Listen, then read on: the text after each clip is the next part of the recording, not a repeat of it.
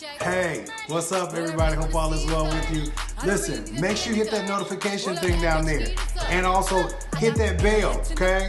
Hit that bell so that you're never left out, you're never confused, you're never wondering as to what I posted, was I on, or are you guys lost, or what is King really doing? Okay?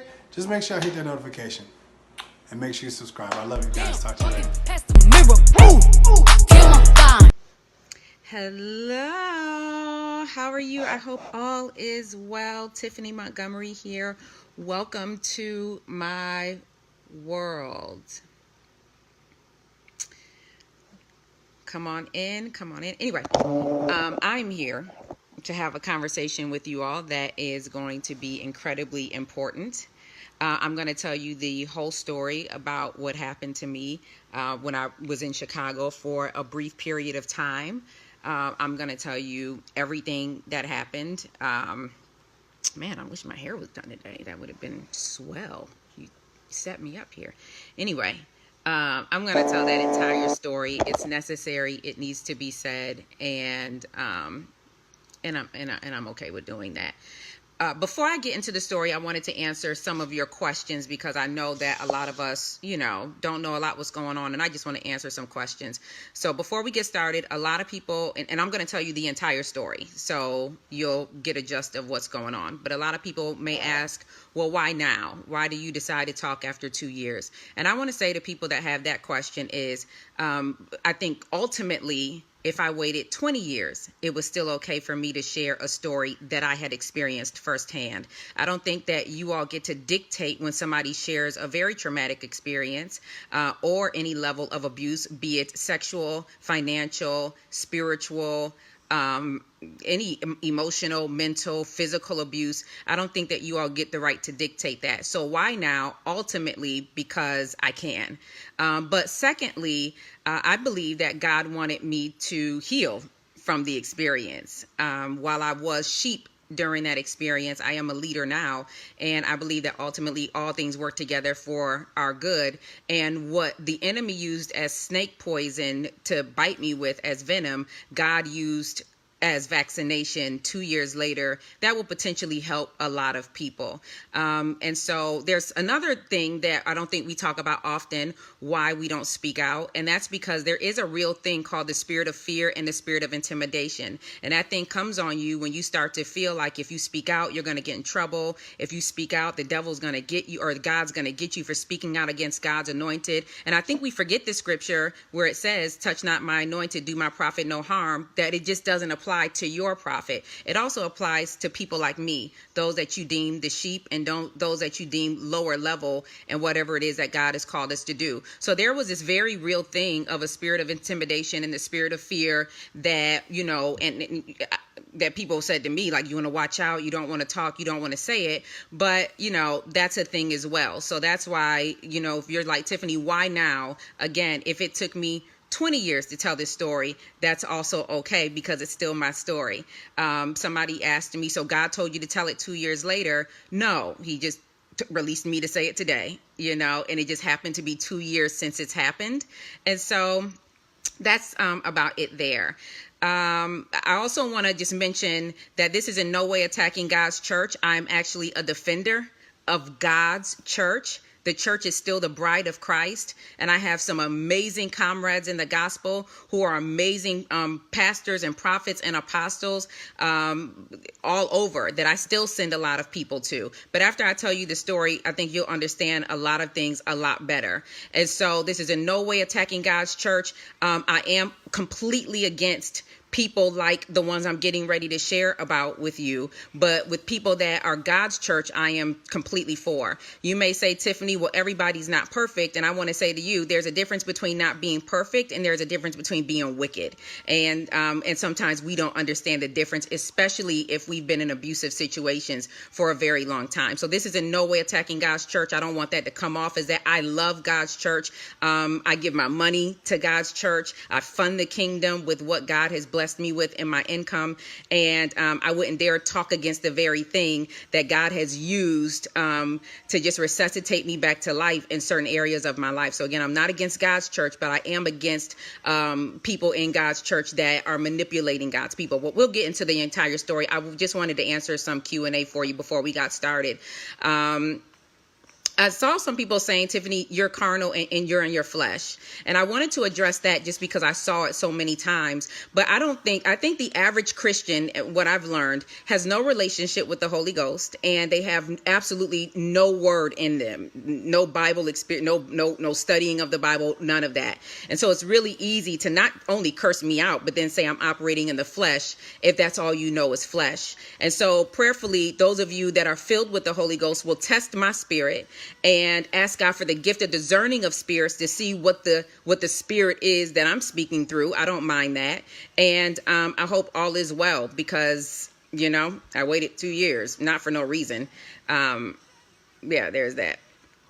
There were some other people that said, if you're going to expose him, you should expose other people as well. And I want to say that I wasn't given that assignment to expose other people. But if you were given that assignment, I think that you should go forth in your assignment. But I don't think that you should give it to me to do your dirty work. I'm already doing enough of it as it is. So I posted what I was led to post, and I did not go beyond that, nor will I go beyond that unless I'm led by the Holy Ghost. I know that many of you don't know me. And so if I were to tell you that this did not come without plenty of prayer and fasting, it would not matter to you. But for those of you who do know me, I want you to know that this did not come without a lot of prayer and fasting. And for those of you that have never experienced the burden of the Lord, you will not understand what it feels like for God to have something shut up in your bones that you have to get out. But because you don't know a lot about none of this, you don't know how to say it, what to say, if you're going to get in trouble for saying it. And so I will say that after I released this,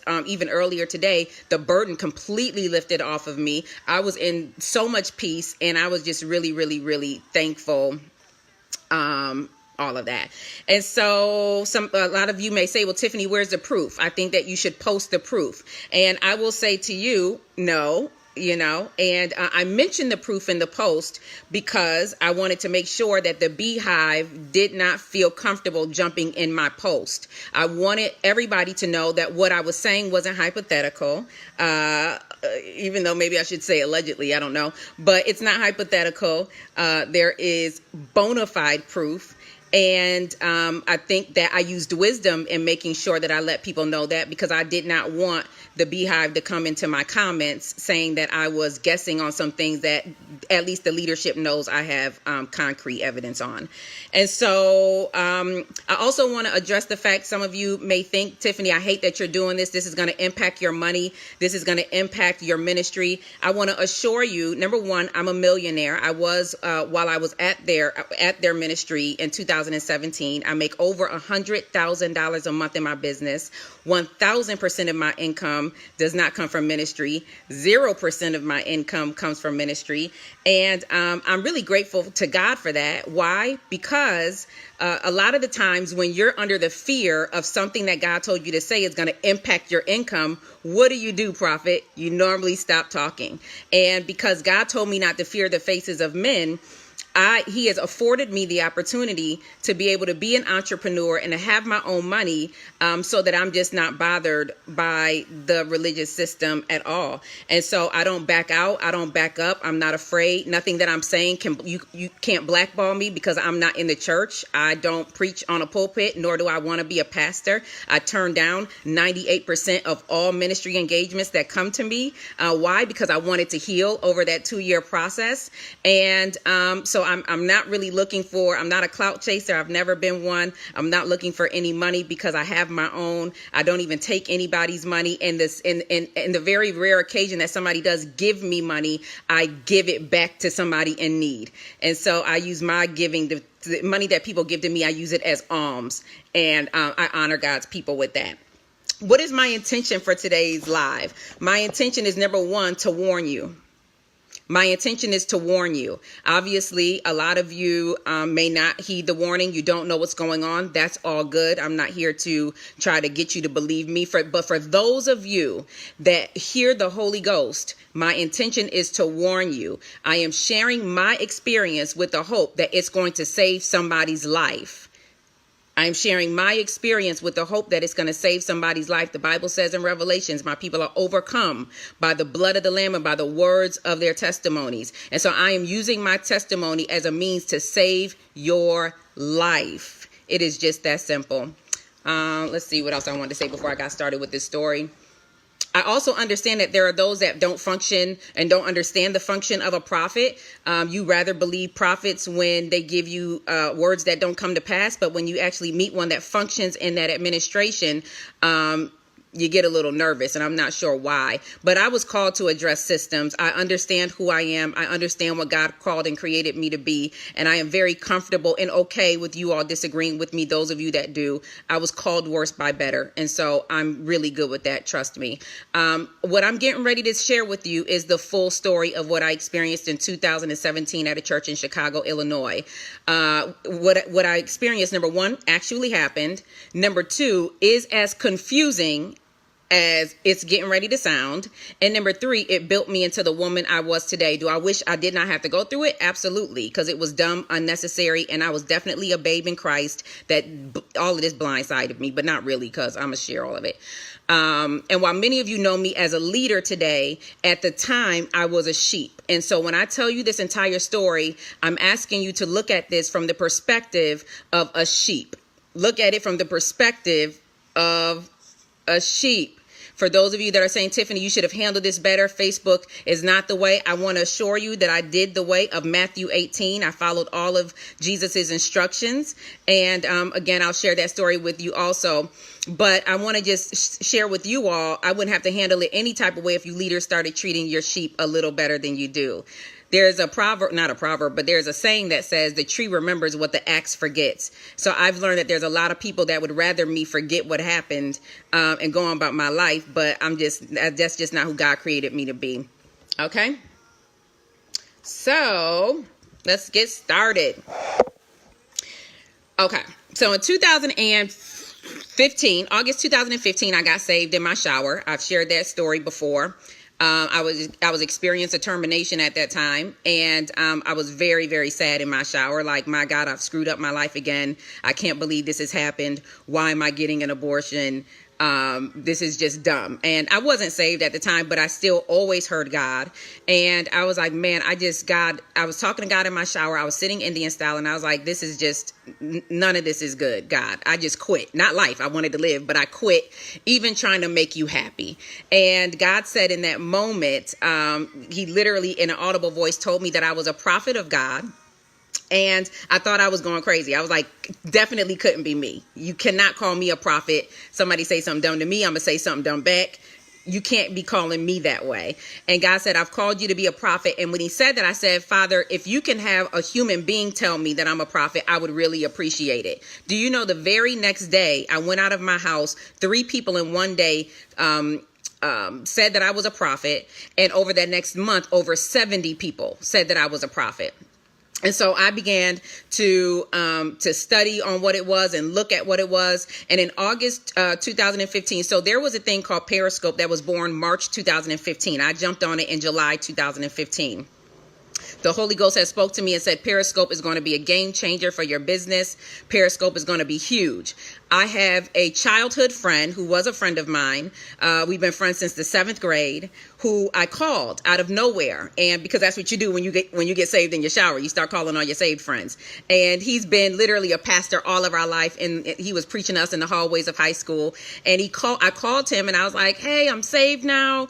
And he's like, oh, that is so amazing, Tiff. He was like, you should really come to this ministry in Chicago. It's my overseer. It's my covering. You should come. And I was like, I'm saved, but I'm not that saved. I don't want to go to any conference. And he's like, you got to come. And I said, well, I didn't call you for all of that. I'm calling you to tell you to get on this thing called Periscope. It is going to be a game changer for your ministry. It is going to be a game changer. I'm telling you, when I hear God about something for business, it's going to completely blow you up. Right.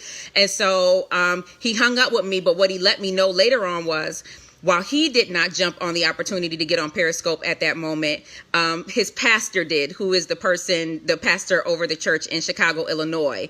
And so he told his pastor about me, who had shared this technology of Periscope with him. And so that pastor then got on Periscope because of my recommendation.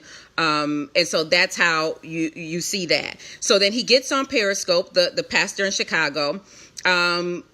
He's a prophet. So I'm listening to all of the words of knowledge. I'm listening to all the prophecy. I'm finally like, oh my gosh, I meet somebody that sounds like me and that I can learn from, right?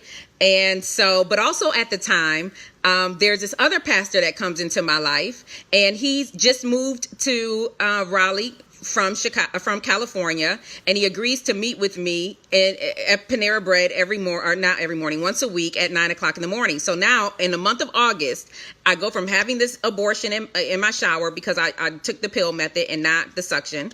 And I went from having an abortion in my shower to actually having two pastors who are prophets ministering to me.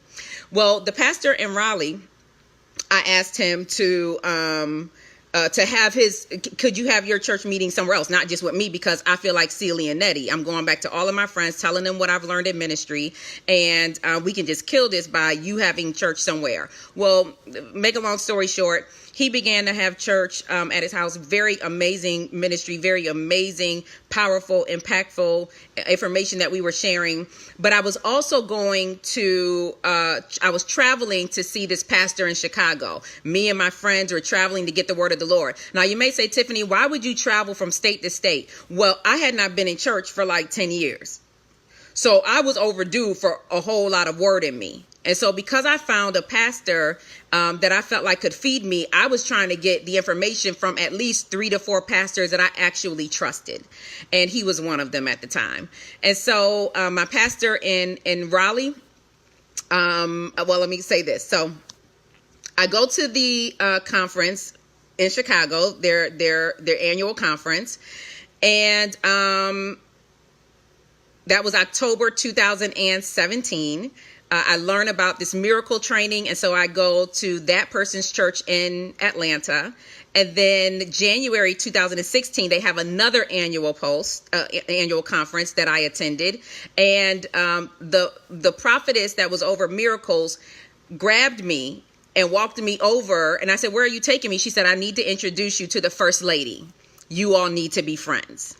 And I said, okay, but she got a long line of people. I'm not really a big fan of waiting in line. Can you just give her my phone number? She said, no, come with me. You all need to be connected. This is God. That's what she said to me. And so we exchanged numbers. We cut everybody in line. We exchanged numbers. I went on about my business. I never heard from the first lady. Well, a little later, the first lady sends me a Facebook inbox. This is still January 2016, y'all. I have not moved to Chicago, Illinois. I'm still living in Raleigh, North Carolina. She says, hey, I lost your phone number, but I really wanted to connect with you. She says, when we spoke, now these are notes I took in 2017, y'all, so that's what I'm reading, y'all. But when we spoke, she said that she had a friend named Abby. Now, that's not a real name, but a real name rhyme with that, okay? Go with me. She has a friend named Abby. Abby is very important to this entire story, so please write that name down. She told me that, First Lady told me that she had a friend named Abby. Abby follows my work, spoke highly of me to her, and said that she was going to invest in my entrepreneurial program. We then, me and the First Lady, began to build a friendship, and I started to help her with all of her business stuff. Now, you may say, Tiphani, why are you just telling the story? Well, you're getting ready to find out in the next few minutes that this story entails somebody else. And I wanted to make sure, because I love that somebody else, that I protected her, because this story isn't really a story about Tiphani. It's really a story about something that was going on way before I got there. And Tiphani got in the mix, and Tiphani stood up for somebody, and Tiphani got in trouble because of it, just so we're clear. So then in September of 2016, so again, I want y'all to write down the timeline. January, I've learned about the ministry, August 15.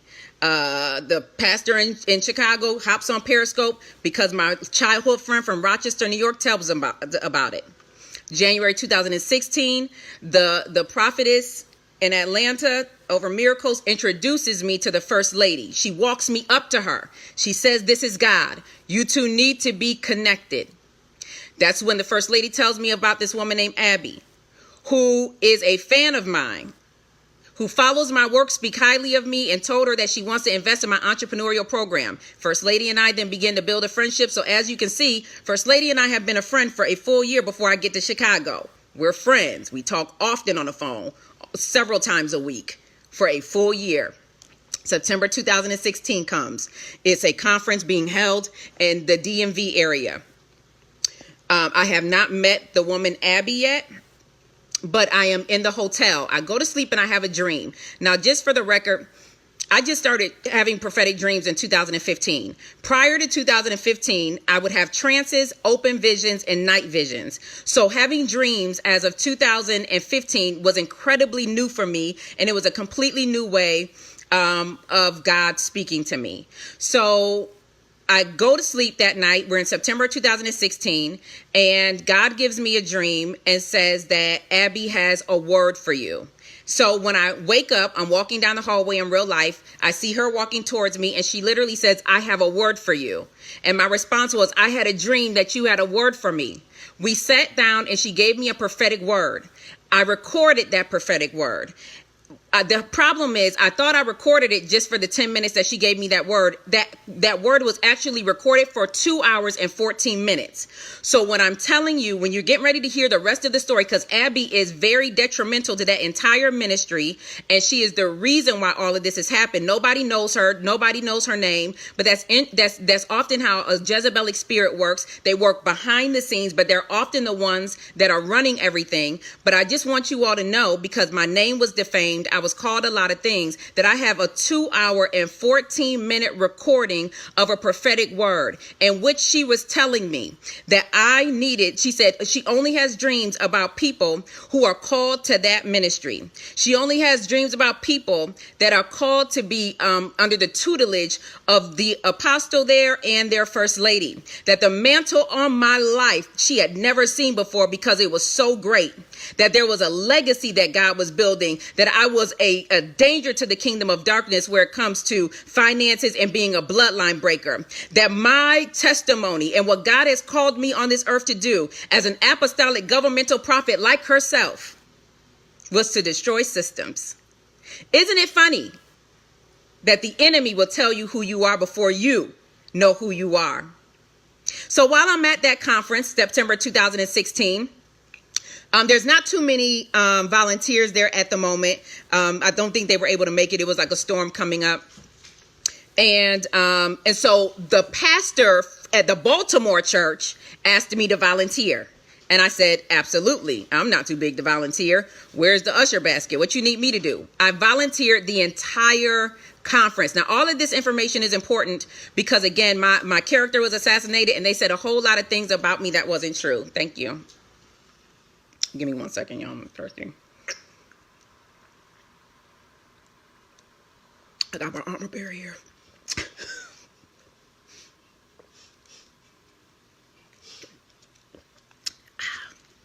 Thank you. And so what I learned, was that I was being pulled there. That they had already had these conversations about me being there, and that they used her, the governmental prophet, which is what she made me say. So many people hear me say that I'm a prophet, all of that great stuff. I want you all to know that she was the one that said, say right now you're a prophet. And I said, well, I don't want to say it right now because I ain't never been ordained. I'm not doing any of that. She said, you are a prophet, say it. And I said, I'm a prophet. She said, okay, let's have a conversation. And so I want you all to know that even when they took the word prophet back from me at the end of the day, I was like, well, y'all the one gave it to me from the beginning. But let me get back to the story. So the woman that's over the church in Baltimore asked me to volunteer. I said, absolutely. She came up to me during that conference and asked me for help with a business idea that she had. I helped her for free. I didn't mind it and don't mind it. The reason why I didn't share any of this with y'all is because I don't help people for free and tell anybody about it. I'm only telling you because of what was said about me. Didn't ask her for anything in return. And I also, out of honor, because in that ministry, honor is taught a whole lot. I also sold my $1,000 entrepreneurial program into the woman, Abby. Now, you may say, who is Abby? Abby is the chief prophetess of that church. That's what she calls herself. She is the chief prophetess of this church. I don't know what that is. I'm sure it means something. I'm not negating that it doesn't mean anything. I'm saying that I need y'all to understand that I was a babe in Christ literally during this whole time. So I'm like, you call yourself a chief prophetess? You're a chief prophetess. Who am I to say you ain't a chief prophetess? That is what everybody call you. Chief. Cool. I called her Abby. Okay. And so October 2016, I'm at their other annual conference. I still have not moved to the city. Albeit in September 2016, Abby has a conversation about me moving to the city of Chicago because of the mandate on my life and because I need to be trained in the prophetic. And I also began to have dreams about moving to Chicago. And I started having these series of dreams. And for those of you that know me, I don't move often. I'm from Rochester, New York originally. I spent my adult life there, and I moved to Raleigh, North Carolina, and I've been here for almost 20 years now. And so I don't move often. I am very stable. And so just the thought of moving me and my children to a whole different state was very frightening for me. And it was not done without a lot of prayer. So I find myself at the conference October 2016. I'm a vendor this time. And the first lady has her ushers save me a seat in her section along with her hairstylist. Tiphani, why is this important? I'm trying to tell you the story of the amount of favor I had before I moved to that ministry that I did not ask for. Okay.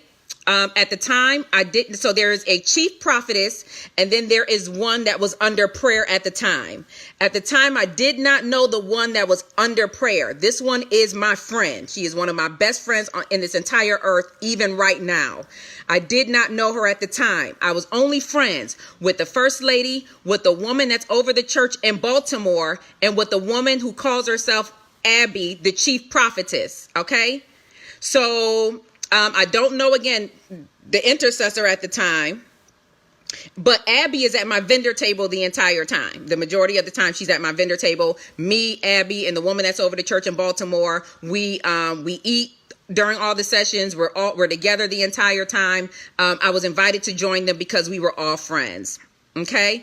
And so did we move on to December 2016, y'all? Please write this down. 2016 of December, I moved to Chicago, Illinois. You may say, Tiphani, was there any warnings about moving to Chicago? No, I barely told any friends. I barely told any family. I could count maybe on one hand how many people I told. Why? Because I did not know what I was doing. I do try in my life to practice radical obedience.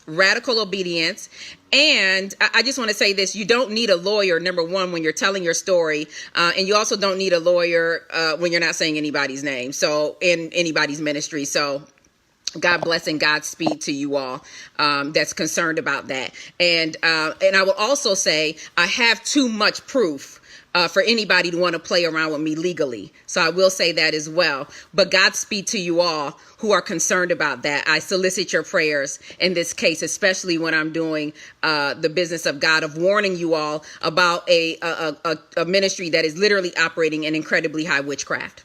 So I moved to Chicago, Illinois. I sit in the back of the ministry, my very first Sunday there. Why? I'm not one that enjoys a whole lot of attention, believe it or not. Again, y'all, I went there with my own money. I was a millionaire when I got there. I had my own platform when I got there. I am very, very shy in nature. I don't want anybody's platform. I turned down 98% of all speaking engagements, including ministry. I don't want it. And so I sat in the back because I didn't want any attention. The pastor calls me up to the front of the church on the microphone, announces that I had moved, and this is on video somewhere on YouTube, unless they took it off of YouTube.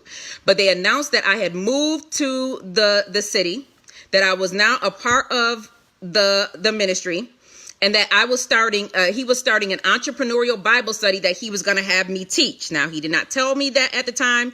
He did not talk to me about that at the time. And so I just stood there. Again, this is all on video. After the service, the ushers who knew me from Periscope started to sit me in the front row of the church. Okay? The head usher came to me one Sunday and said, hey, Tiff, we can't sit you in the front of the church. This is for our leaders. And I said, no. I can sit back in the back of the church because I don't want to be in the front. No way. I'm happy to sit in the back of the church. I don't want any. He said, no, absolutely not. I was told that church seats are the second row of the church. You and your children are here at the second rows of the church. So and I was like, are you sure? Because I don't mind sitting in the back of the church. It's easy to get in. It's easy to get out. I don't have to talk to nobody because I know many of you don't know. I don't really enjoy talking to a whole lot of people. So I'm like, he's like, nope, your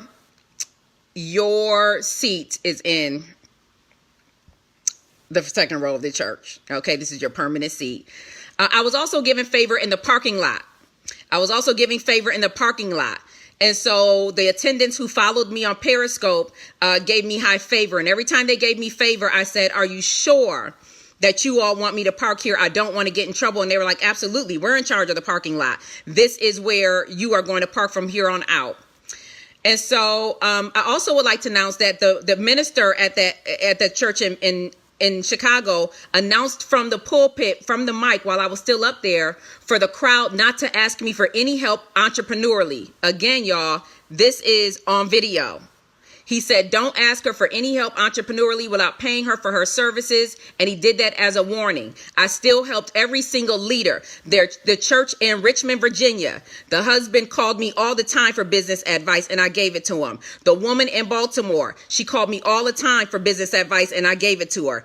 Abby, she called me all the time for business advice and I gave it to her. The first lady did as well and I gave it to her and I was happy to do it. I was happy to do it. This was also the time, we're still in December 2016. The minister over that, the pastor over that house is now calling to check on, to just double check about who I am.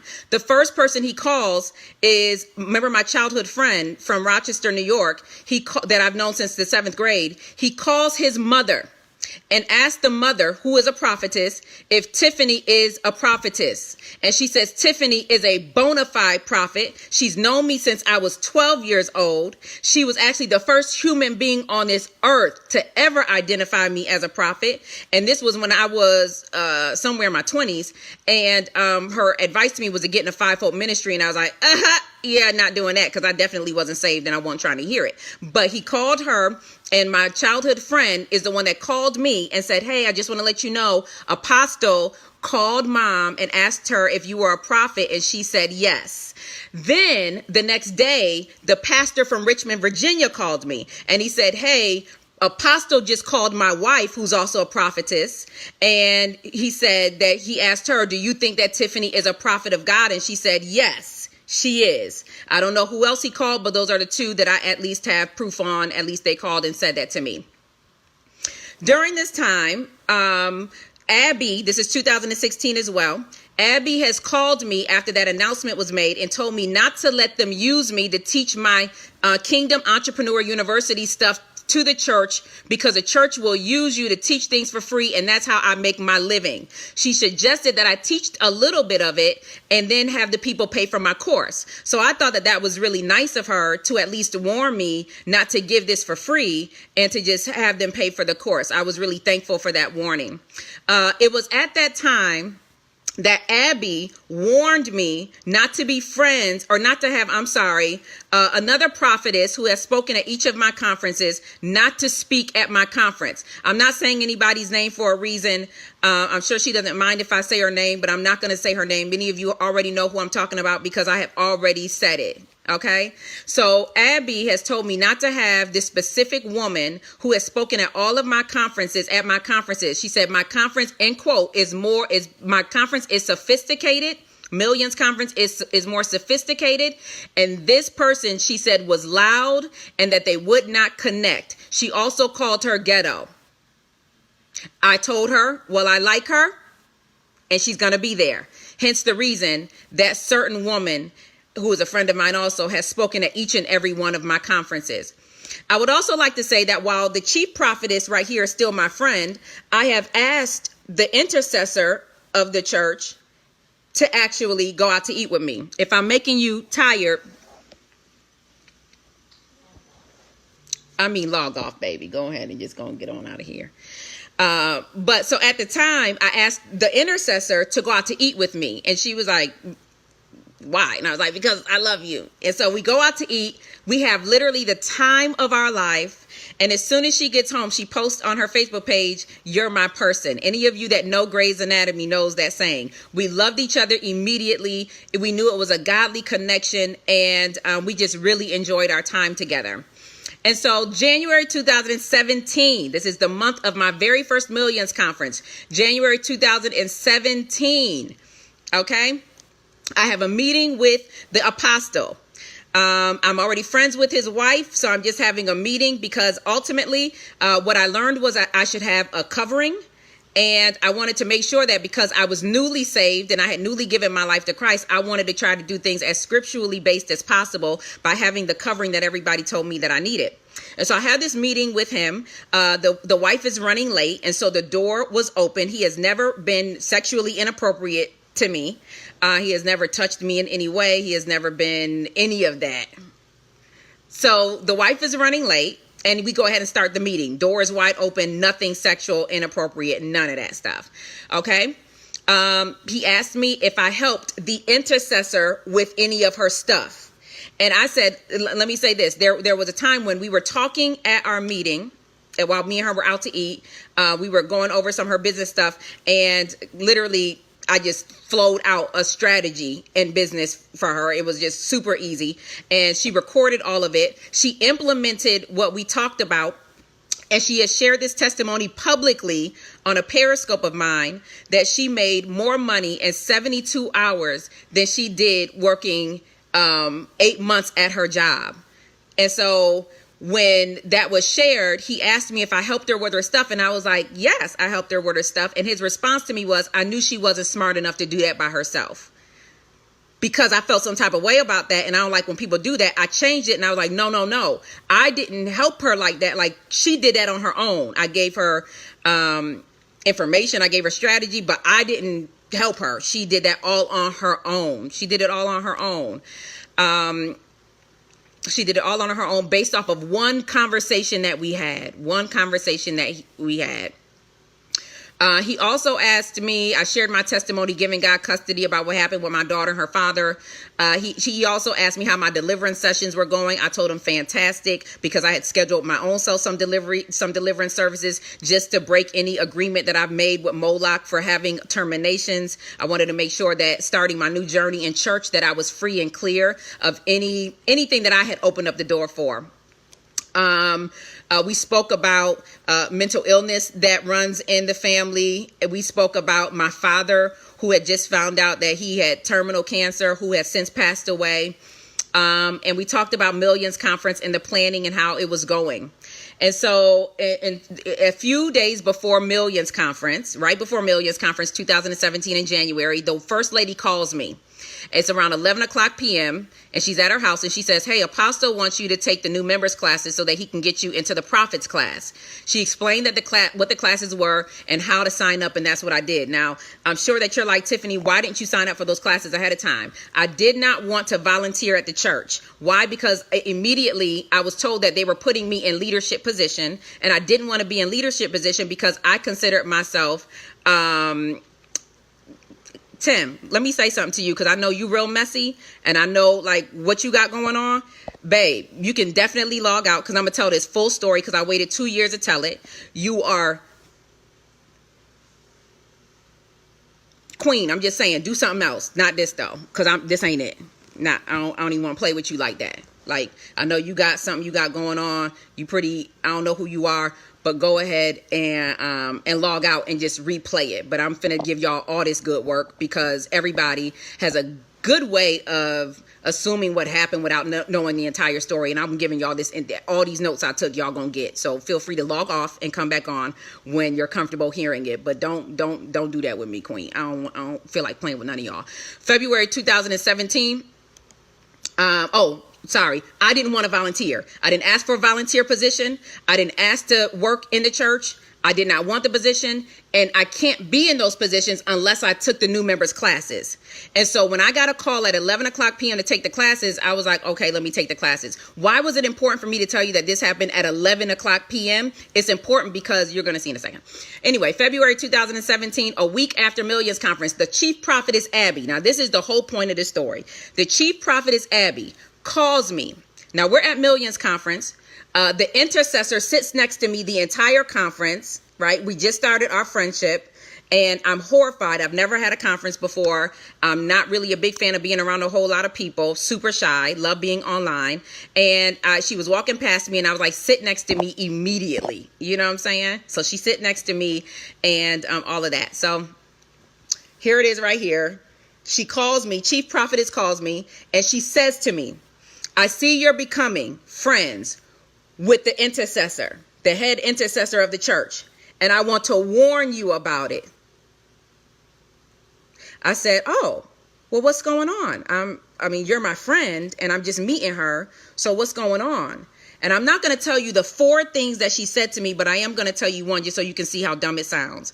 What she said was, she wrote a book, and she did not tell me about it, and I consider that dishonorable.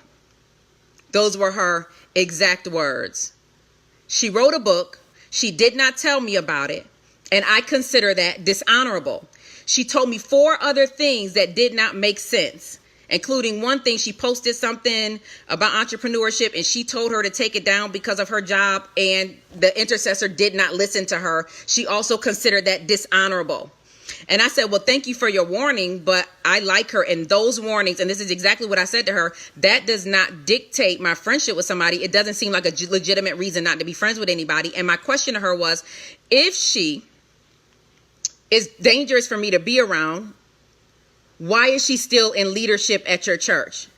And she said she won't be for long. Those were her exact words.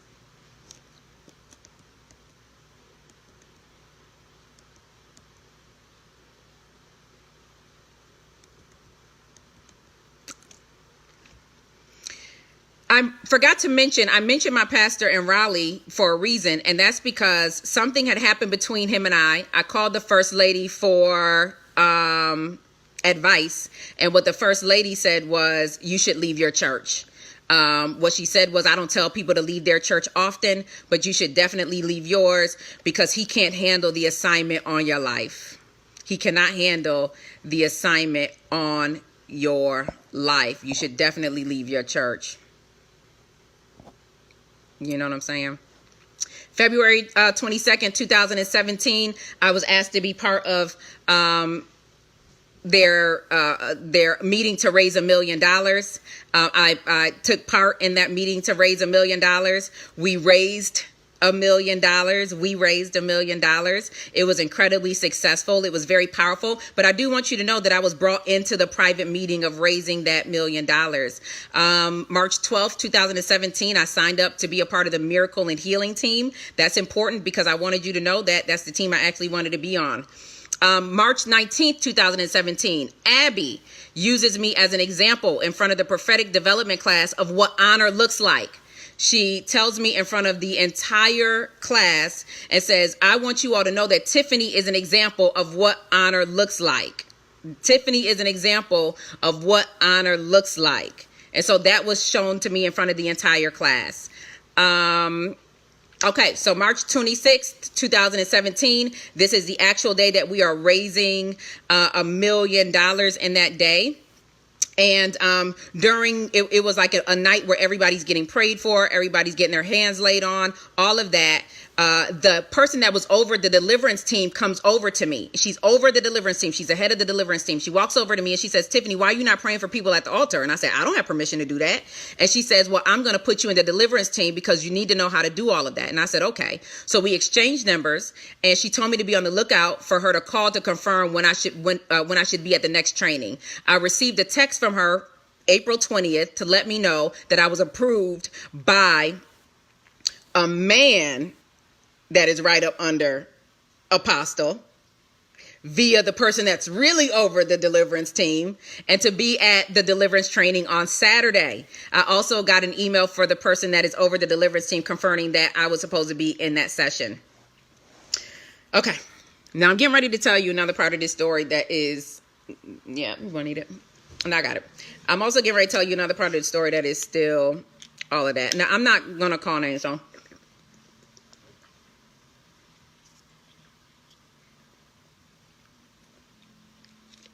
I'm not going no further than what God has called me to do. So if God has called you to call names from whoever has abused you or did wrong to you, feel free to go ahead and go live on your page. But I'm not moving any further past what God has released me to say or do. And so while Paul named names and is pretty okay to do that, I'm not doing it. So I'm not moving further in that. April 30th. We're in the month of April 30th, 2017.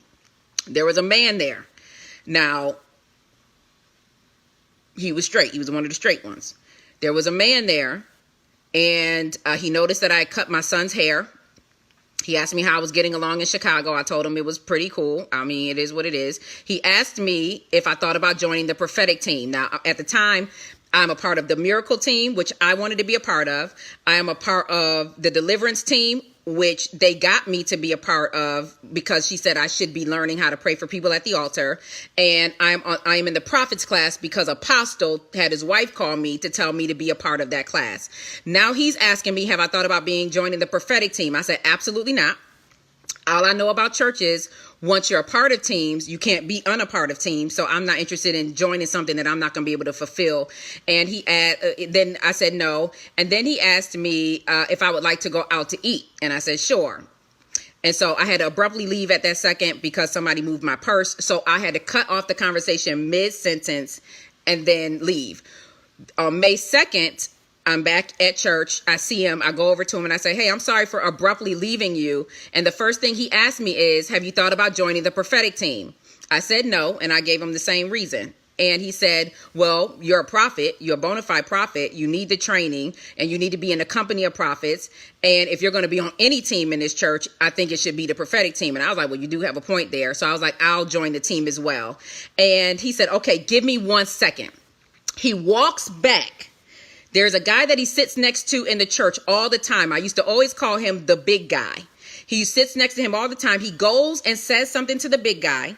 He comes back to me and he says to me, now I need you to understand that since I've gotten there, there's been a guy over the prophetic team. This guy isn't the big guy. It's somebody completely different that I haven't seen him and his wife at church in a while. Okay. He goes and asks the big guy. He comes back and says to me, and he says, hey, they capped it at 50 people, they've capped it at 50 people, but just come, I'll take care of it. I said, are you sure? He said, yeah. He said, yeah, maybe everyone won't show up. So just come. And I said, okay, maybe everybody won't show up. I'll just come. He tells me that the team is on Thursday at the church at 7. Okay, he gives me the wrong date, wrong time for it. But that's where I go. Again, I want y'all to understand, Tiphani, well, if somebody told you that it was capped at 50, why would you go? I was called at 11 p.m. to join the prophets class. I was told by the head deliverance worker while I was sitting there, I'm going to put you on the team. So all along, I have been put in these teams in a not professional way, if you will. So him saying, no, it was capped at 50, but just come wasn't odd to me because that's how I was put in every other team.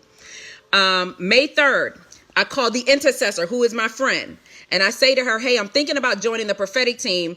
But I said, do you think that's going to be too much on my plate? I'm already on these other teams. And she says no.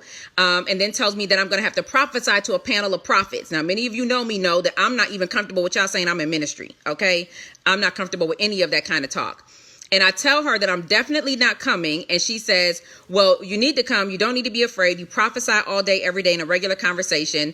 And Holy Spirit is going to talk through you and you need to come anyway. OK, I really hope y'all got your calendars out because this is going to be really important for you. May 4th. May 4th. Me and Jason.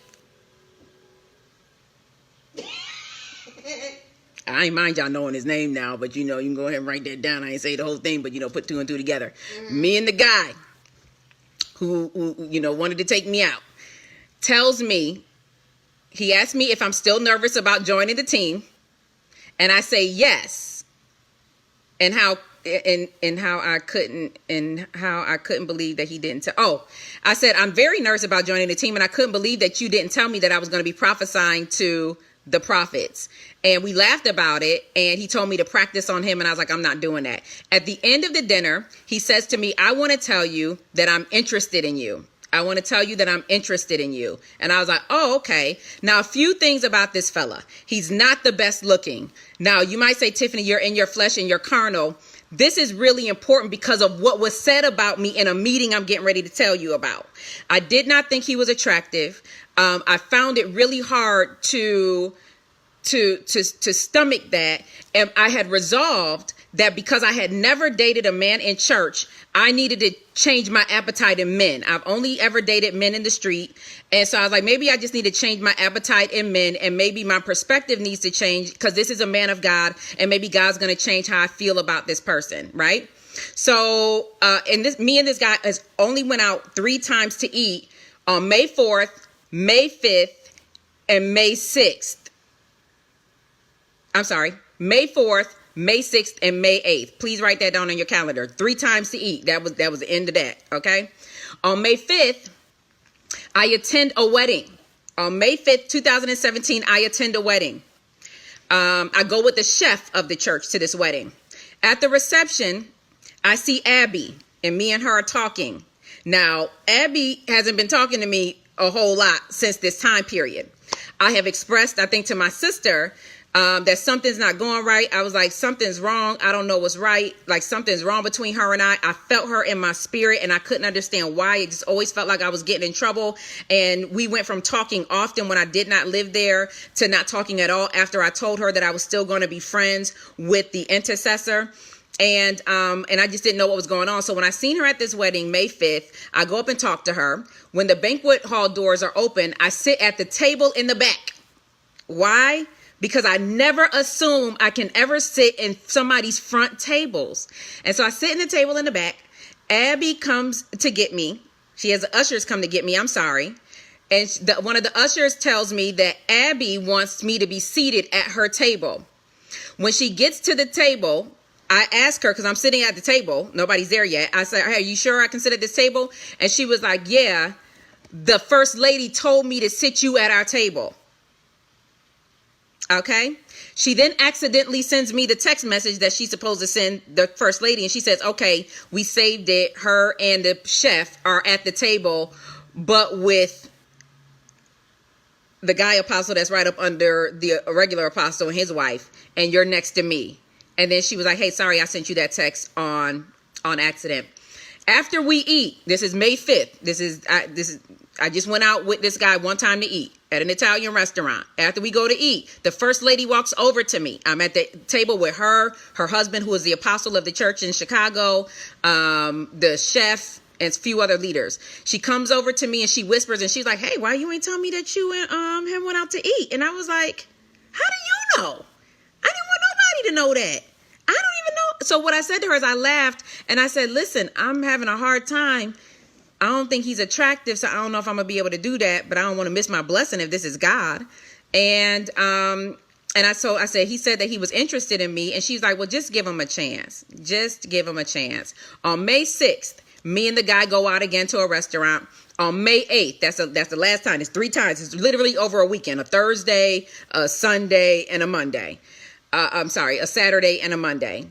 The last day was Monday, May 8th, 2017. Me and him go out for lunch, and he's telling me that the apostle brought him into his office, pointed me to the computer screen, and said, what do you think of her? And encouraged him to ask me out on a date. That was the last time I had spoken to that man. Okay? Last time I spoke to him. So that was not his doing. That was also, the apostle trying to hook me up with him. So May 10th, I'm like reaching out to Abby. I'm like, hey, is everything good? Is everything okay with us? What's going on? For those of you that don't know, I have very, very healthy friendships. I enjoy my friendships. There is a lot of longevity in my friendships. I honor my friends. A lot of my friends and I have been friends for over 20 years. I am a loyal friend, but I'm also a friend that tells you the truth. And I just love my friendships. And so because there had been this thing between her and I didn't know what it was. And I kept saying, is everything okay with us? And she wasn't answering my phone calls and she wasn't answering my text messages. And so I'm like, hey, something seems really off. Can you go ahead and let me know what's up?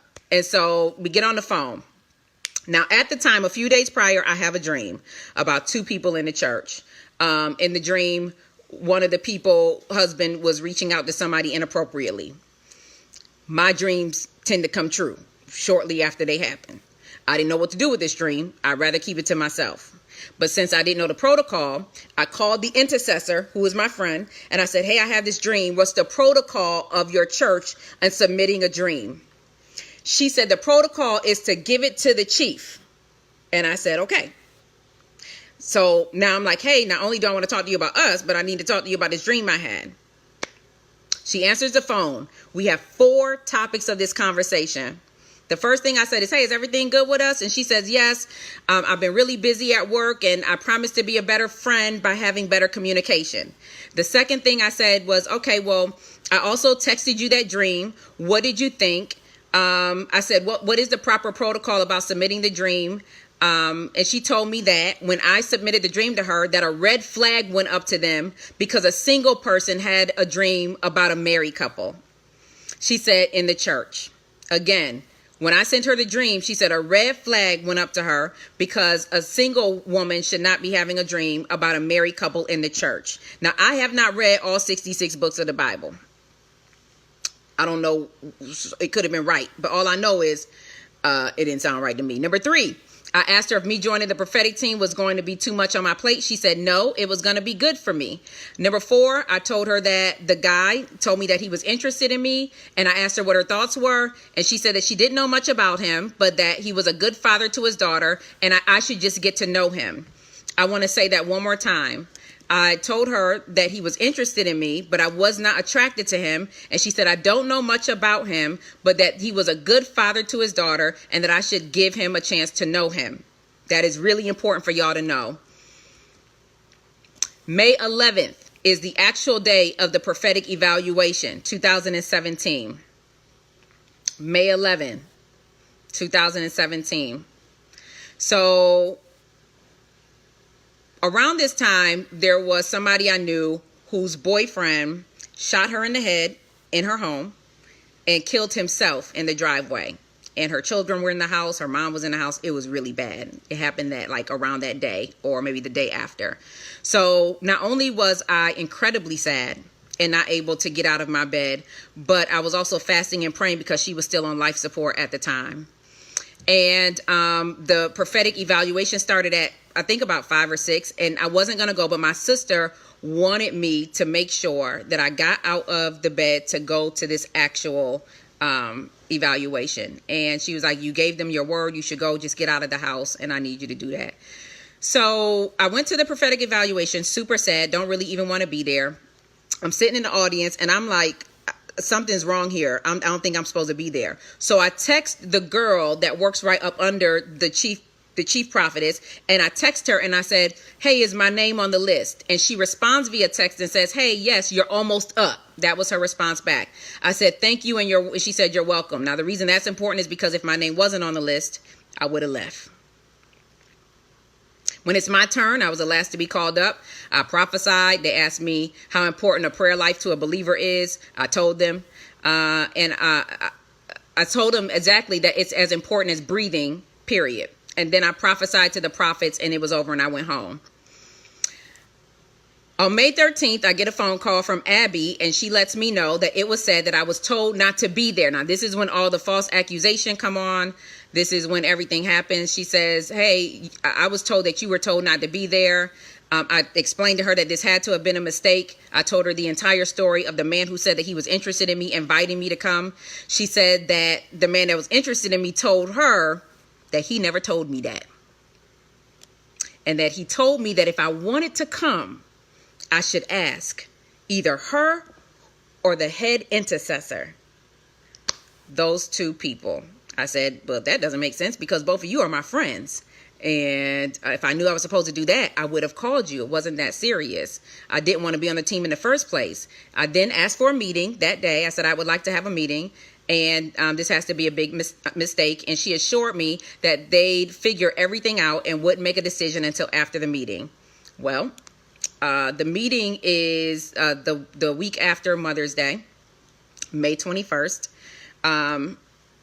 May 18th, because she told me she wasn't going to make a decision until after the meeting. May 18th, I get an email saying that I was not chosen to be a part of the prophetic team because I was told that a decision would not be made until the meeting, So I texted her and I said, hey, I'm just wondering why you all made a decision when you would just promise me that you wouldn't make a decision because of that. And I told her I need the proper plans, processes, and procedures of this church because I'm getting in trouble about things that I should not be getting in trouble at. Well, she rebuked me for asking her for proper plans, systems, and processes. I have the text to prove it. She rebuked me for it, told me that she was a chief prophetess of the house and that I should not question her about anything. And I said, well, I'm getting in trouble.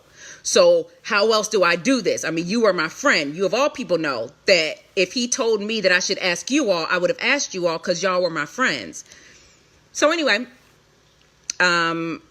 May 21st is the meeting. I meet with the big guy. Remember the big guy that he went to go ask? I meet with him that he says he's interested in me. The first lady is in the meeting. The chief prophetess is in the meeting. And we have this discussion.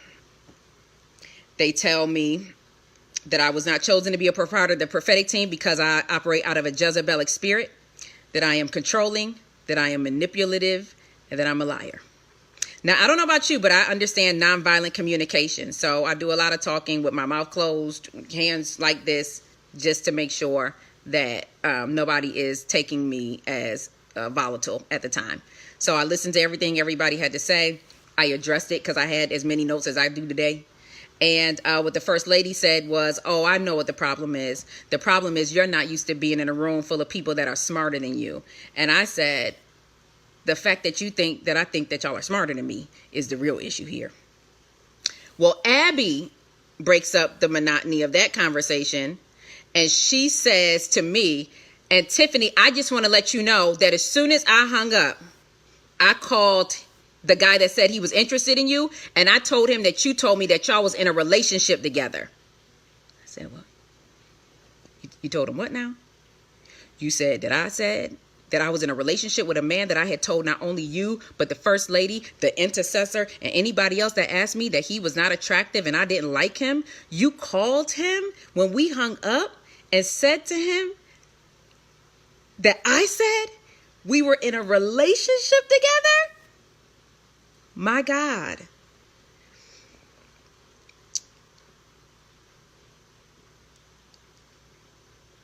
Because I was like, just the fact that y'all didn't feel like I could have pulled nobody better is my issue. Like, I don't struggle for no man. I just want y'all to know that. He goes on to say how I'm a liar. He did not tell me to come to the meeting. And I was like, well, let the record reflect that y'all got a lying prophet in your midst. Apparently 2 of them right now. I did not say any of that. She also said, you snuck into the deliverance class. I spoke to the head person of that, and he said he never approved you being in the deliverance class. I said, wait, what? What? I'm in a meeting like this. What? Wait, I didn't want to be in the class. I don't want to be in your classes. I didn't ask to be in the class. Why is he? So I'm texting the person because service is still going on upstairs. I'm texting the person and I'm saying, hey, can you come down here? They are saying that you said I should not be in the class. They are already saying that I am controlling, rebellious. They have called me Jezebel in this meeting. The lady done called this guy and said, as soon as she hung up with me, she told me she didn't know him, to give him a chance. And then when you hung up with me, she called him and said, Tiphani told me y'all are in a relationship together. So there's a whole lot of lying going on in here. Can you come downstairs? Apparently she don't get the text messages till it's over, but assured me that she reached out to them and told them that she was the one that got me in the class. But that's what was said. That's what she said. She said, and you snuck into the class and you weren't supposed to be there. So what they were trying to paint the picture of is now I was all of these things, but I was also a prophet who was trying to merge her way in to the system and the structures of this church, which was not true. It just wasn't true. So on May 22nd, I do a Periscope called Do Not Be Moved. Don't be moved. It was amazing teaching, if you ask me, of 5 points on how not to be moved when you're being falsely accused. I didn't use anybody's name.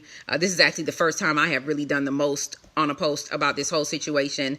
And on May 23rd, 2017, I get a call from the First Lady, who had been my friend for a year. And she states that, hey, I'm just calling you because all of the people in our network are calling us, asking us what's going on with our church. And I said, well, that's not possible because I never mentioned your church. So unless you have told anybody what's going on with you and I, nobody in my outside world knows. And I said, well, Abby may have watched the live and said something to you, but the network did not watch the live and they didn't say anything to you. On May 24th, let's see.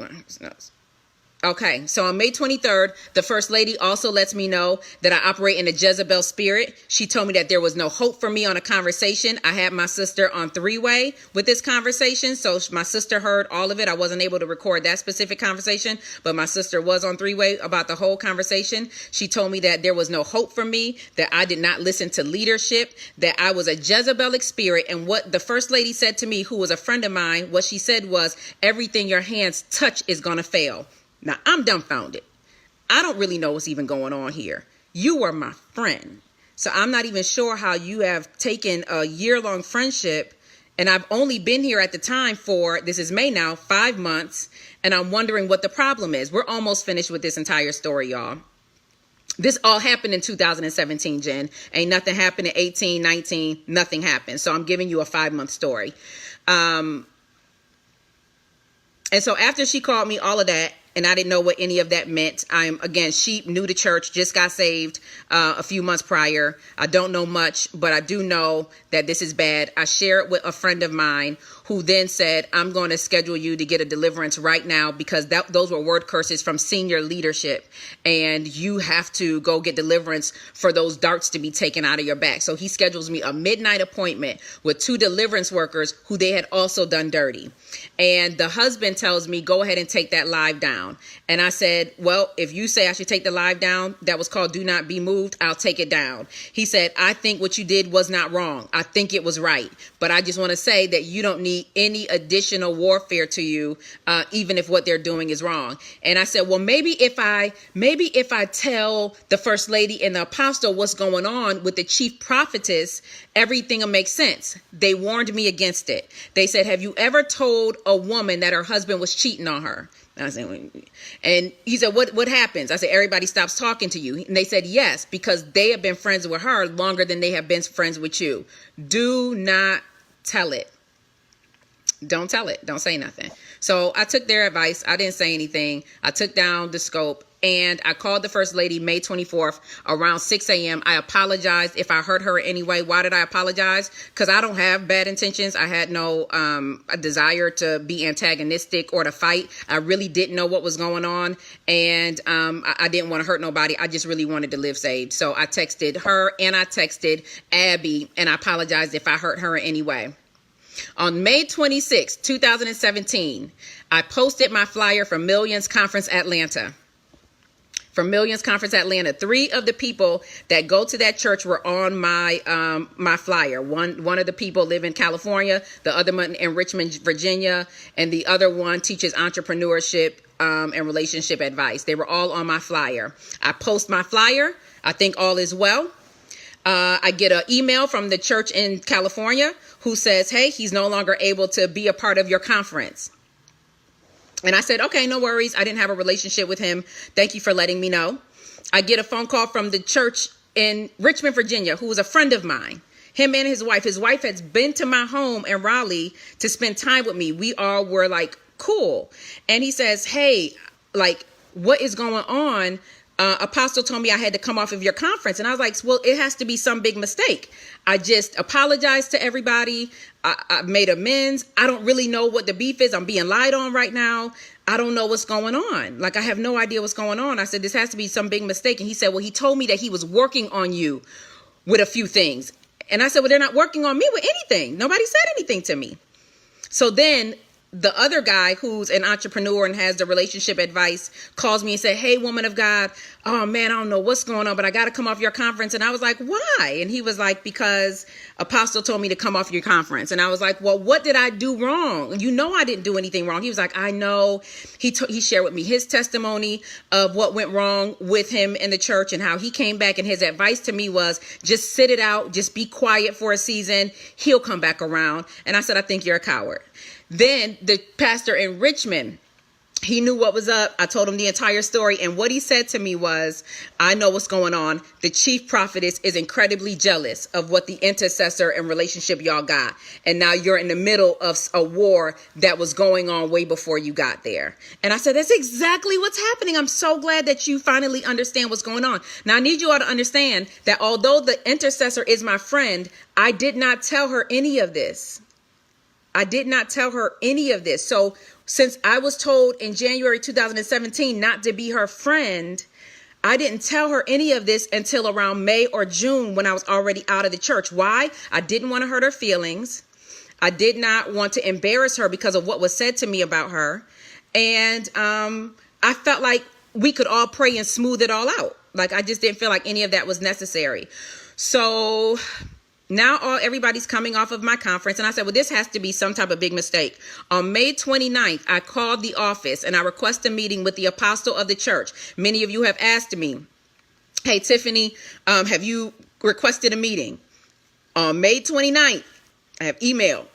I don't know what else y'all want from me. I'm a sheep in the church. I just got saved. I don't know what else to do. All I know is if you have an alt with somebody, surely you should tell me what I'm doing wrong because you are my covering. You are supposed to be telling me what I'm doing wrong so that I can fix it. So maybe this is a mistake. I called to the office. I request a meeting to see why he has done this. Okay.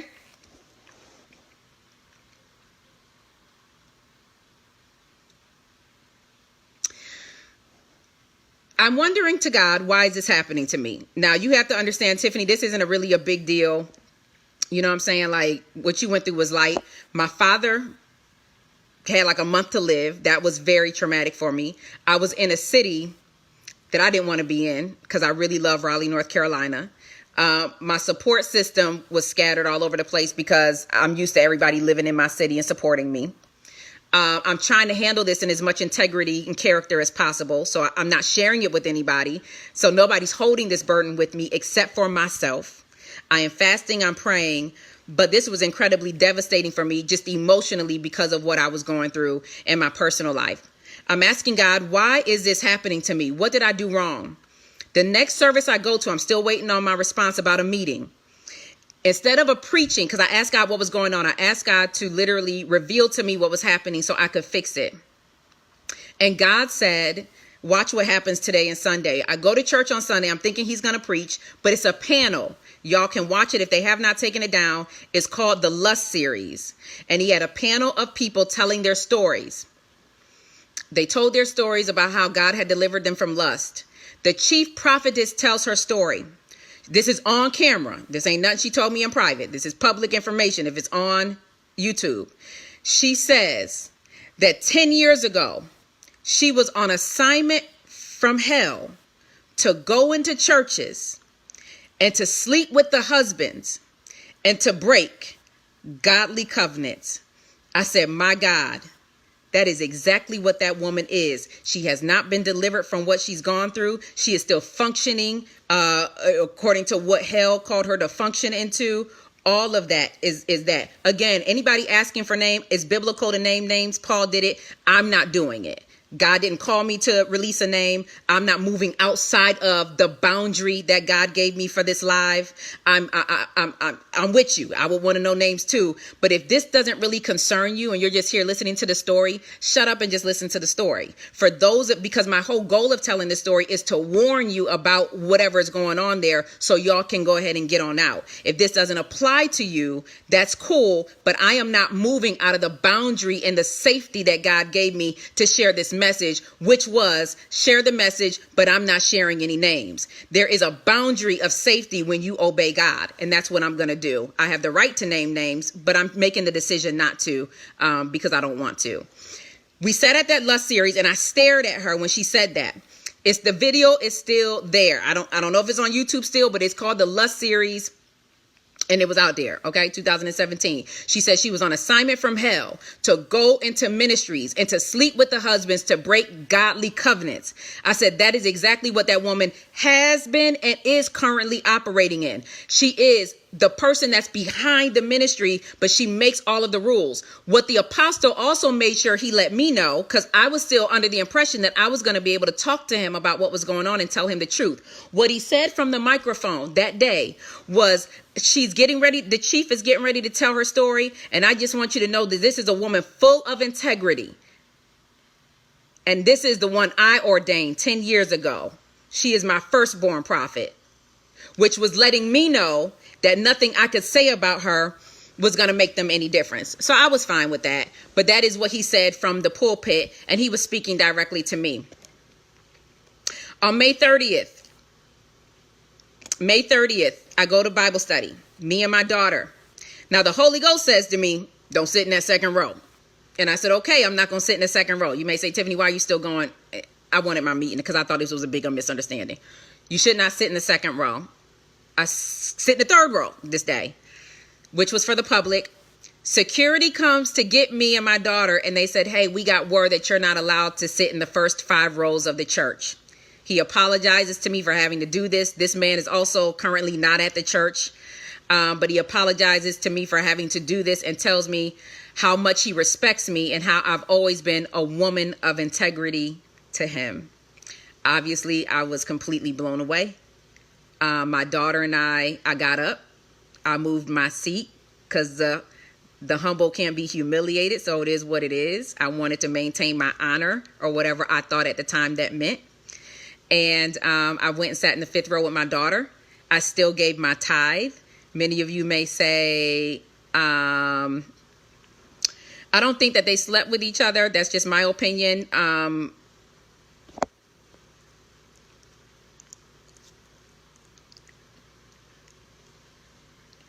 But I couldn't believe it. I still gave my tithe. And the reason why I still gave my tithe is because I knew that this whole thing was against my heart for the church. And I wanted to make sure that I wasn't giving tithe dependent on if somebody pissed me off or not. I was giving my tithe because I understood the promise of God over my life concerning my money. And so I still gave my tithe that month, which was that day, which was a few strong $1,000. You know what I'm saying? And I worship. I think one thing I want to note is the man that said he was interested in me. When they were up there praying, they were praying against me. They were praying that Jezebel dies. They were praying that we kill Jezebel. We declare war on Jezebel. They're talking to me. Okay, I'm just sitting there. Now, God has given me a vision. I got fire, flames of fire all around me. Like I am fully protected. Like darts are just falling to the ground. You can't touch me. It's not possible because I'm in right standing with God and I did nothing wrong. And I maintained integrity the entire time by not telling anybody anything.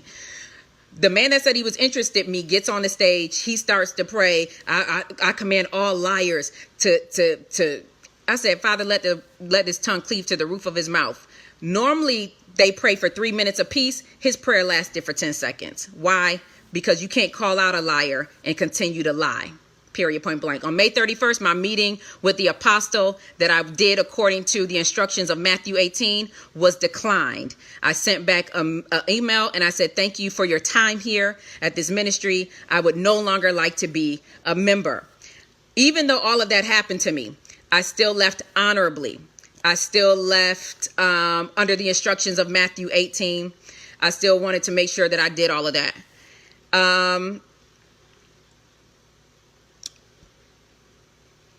I was out of there by the end of May. So that's just a 5-month story, y'all. I was out of there by the end of May. I kept it to myself. Over the summer, my childhood friend calls me. He's mad. This is the guy I've grown up with since the 7th grade. He knows me better than a whole lot of people. He knows my character. I have really been the same and consistent all of my life.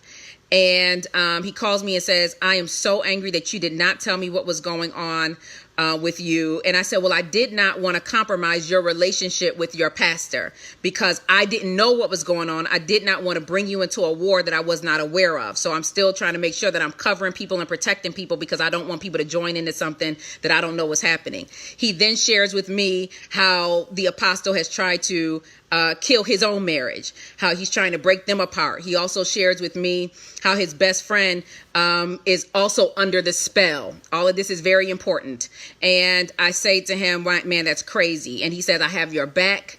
He also shares with me how there were a husband and wife that he loves and that are friends with him moved back to California after they were beaten up in that ministry. And so he says that he knows I'm not lying. My story sounds exactly the same as a whole bunch of other people's stories. And Tiphani, we're covering you in prayer. Thank you. I moved back to North Carolina, August 2017. So this whole time, you guys, I'm still doing periscopes. I'm still talking. I'm still doing all of that. None of you have heard anything about me saying anything about the ministry. I'm getting emails from people that are asking me, Tiphani, should we still come to the ministry? I'm thinking about flying there. Now, I have used my platform to have a whole lot of people come to this ministry, right? And I don't know what to do now because I'm like, Father, I don't want to defame the ministry. I want to allow people to do what they want to do. But I also know that they tried to kill me in there. There are people that have left that ministry right now and are in counseling. Like, your mind, something happens to it while you're in there. I can't explain it. But something happens. And I said, God, I can't send nobody else there. What do I do? And he gave me the scripture. I didn't even write it down, but it's in Ezekiel. He said, you are in a rebellious house. I want you to leave during the day so that they can see that you're in a rebellious house. So I sent, Timothy, Periscope is still a thing. And Millions Conference is thriving because of Periscope. And I make over $100,000 in my month because of Periscope. So while Periscope might not be a thing, it's one to me. Okay. So I go and I do a Periscope called Moving On. I share with everybody that my experience wasn't the best there. That's all I said. It's still up. You can go watch it. And I say, however, you all can still come. I moved back to North Carolina.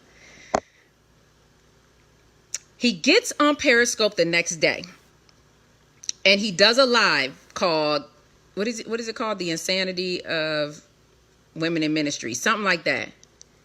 Now, I'm not following up at the time. I don't know anything. I don't see anything. All of these people have come off of my conference. I'm thinking my conference is going to be a disaster. I don't even know what I've done wrong. I'm incredibly sad. I'm like, I don't even want to have a conference. This wasn't even my idea. Father, did you call me to do this? Are you not protecting me? Because what they were saying was, well, our apostle is assigned to protect us. So he sees in the future more than we do. So he must see an impending danger. And I'm like, God, did you not tell me about the impending danger? Why is nobody telling me about the danger? So I'm incredibly sad. Nobody took my meeting, all of that. The apostle does a Periscope the next day called The Insanity of whatever it was called. And I get two calls. One is from a man that still goes to the church. Lunatics in the Church. The live is called Lunatics in the Church. That is what it was called. It was all about me. He did a live called Lunatics in the Church. There was a man that still goes to the church that texted me and said, Tiphani, Apostle is on this live talking about you. Apostle is in this live. Sheikah, they real corny. You know what I'm saying? But we definitely weren't built like them. I'm not from the church. Neither were you. And it is what it is. I'm telling the story for everybody who needs to hear the warning can hear it. But y'all definitely clean and corny. Okay. And then I have a cousin of mine who does not know I don't go to the church anymore, who shoots me a text and say, I think your pastor's talking about you. I get on the live. Why? I'm not afraid of confrontation. One of the mandates on my life as an apostolic prophet is confrontation. Maybe you're not called to confront systems and structures. I am, unfortunately. It's not a fun thing to do, but it is what it is. I've been doing this since I was a very little girl. So I get on the live. He's saying things like, you have these women that post conferences and takes really pretty pictures and really great at branding, but they have mental illness on one side of their family. They have a loss of a parent on the other side of the family. You have multiple abortions and multiple children with different fathers. You move from one city to go to another city just for church. sounds like you're talking about me. You should go to therapy. And so what I typed in the comments was, we should take our own advice. You guys can go watch the comments. That's what I said. For those of you that are like, well, I don't like how you did it. I didn't feel like you should have went over into his territory. I would like to have a caveat here. Anywhere you see in the Bible, you did not see that God brought the fight to them. God told them to go out to the fight. I'll give you an example. 2 Kings 9. Jehu was anointed for the work. Why? Because the prophets didn't really have the balls to do it. They were too afraid. God anointed Jehu to do it and told him to go to Ahab's house and just get rid of all of them. The Bible says that Ahab went towards them like a madman. So for those of you that would assume that I'm operating out of my flesh and out of carnality, I'm actually being a lot nicer than the people in the Bible did. And when David came home from war and realized that his wives, more than one, and his children were missing because they had kidnapped him, he asked God what he should do. God told him that he needed to pursue, and without fail, he was going to go ahead and recover all. He needed to leave the land that he was on, and he needed to go over to the enemy's camp. Same thing happened in 2 Kings chapter 3 with Jehoshaphat and Jeroham. They had to go to the enemy's camp. Same thing happened to 2 Chronicles 20 when Jehoshaphat was getting ready to be hurt by Moab, and they said to him, you're going to still have to go to the fight, but this battle is not yours, it's mine. So for any of you that continue to say to me, you should not have gone on his live, shame on you for not knowing anything about the Bible, anything about battles, and anything about warfare. What he should have done was what you all keep telling me to do in Matthew 18, which was the instructions of meeting with me one-on-one. If I was not able to listen, go with a witness. If I wasn't able to listen to that, take it to the church. He did not do that. He did not have the balls to meet with me. And so he took it to the church. And what he did was he exposed things that I had shared with him privately. I want you all to know that I waited 4 hours before I responded back to that post. Why? I am a woman of great accountability. I had called a few people, a few strong prophets, to ask me if I should do it. I called my friend who's the intercessor. She is still my friend to this day. She said, please don't do it. I'm asking you not to do it. I said, friend, I'm doing it. Okay, I'll call you back. Then I call the guy that I grew up with in Rochester, New York. I called his wife. Why did I call his wife? I know historically she wasn't too fond of me. And I also knew that she had the Holy Ghost. So with the idea that you're not too fond of me and you have the Holy Ghost, I had somebody to give me advice that was not going to be biased. I had somebody that was going to give me advice, was going to give me true advice of that. Not only did she say you should do the live, but what she said was add these 15 notes to the live because he is wicked. That is what she said. I added them to my notes. Thank you, girl. This is good. I speak in tongues. I go in my prayer room. I pray for maybe an hour and a half, 2 hours straight. Because I know, like, I'm bothered. I'm already triggered by it all. It's like ripping a Band-Aid off of something that happened in May. And I'm like, why would he do all that? I'm angry. I really want to fight. People are like, Tiphani, that must have taken a lot of courage for you to do. It took me the courage to not say nothing, what I really wanted to say. I do my live. I share all of it. And that's what happens. That's what you all saw. Now, the reason why I think that the story of my friend in Rochester was pivotal is because I needed you to understand. Listen to me very carefully. Please don't go anywhere because I'm going to tell you, maybe this story will help you understand the minds of the people. I share with you the entire story of my old friend from Rochester, New York. I found out that he had a meeting with his apostle and said to him and his wife, we have been trying to help Tiphani. She's only trying to use this church hurt platform to build her own platform. You shouldn't trust her. You also shouldn't trust the intercessor here because she's friends with her. Why would she be friends with her when she's at war with you?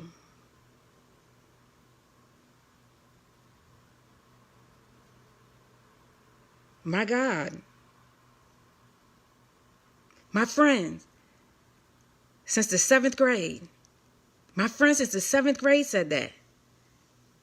I have the proof of what I sent as a message. Hey, I just want to remind you that out of integrity and character, I never told you what was happening to me because this story, as you all can see, is incredibly exhausting. It's not fun to share the story all the time. It's not fun to go through this all the time because the story is as confusing and stupid as it is true. And so I said to him, And I texted him and his wife, and I said, I'm on the phone with a text message because I would read them to you.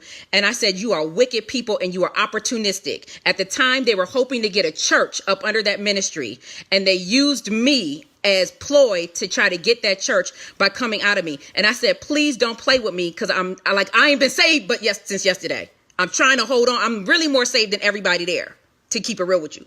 And I was like, but you told me that your best friend was in the cult because he got the tattoo.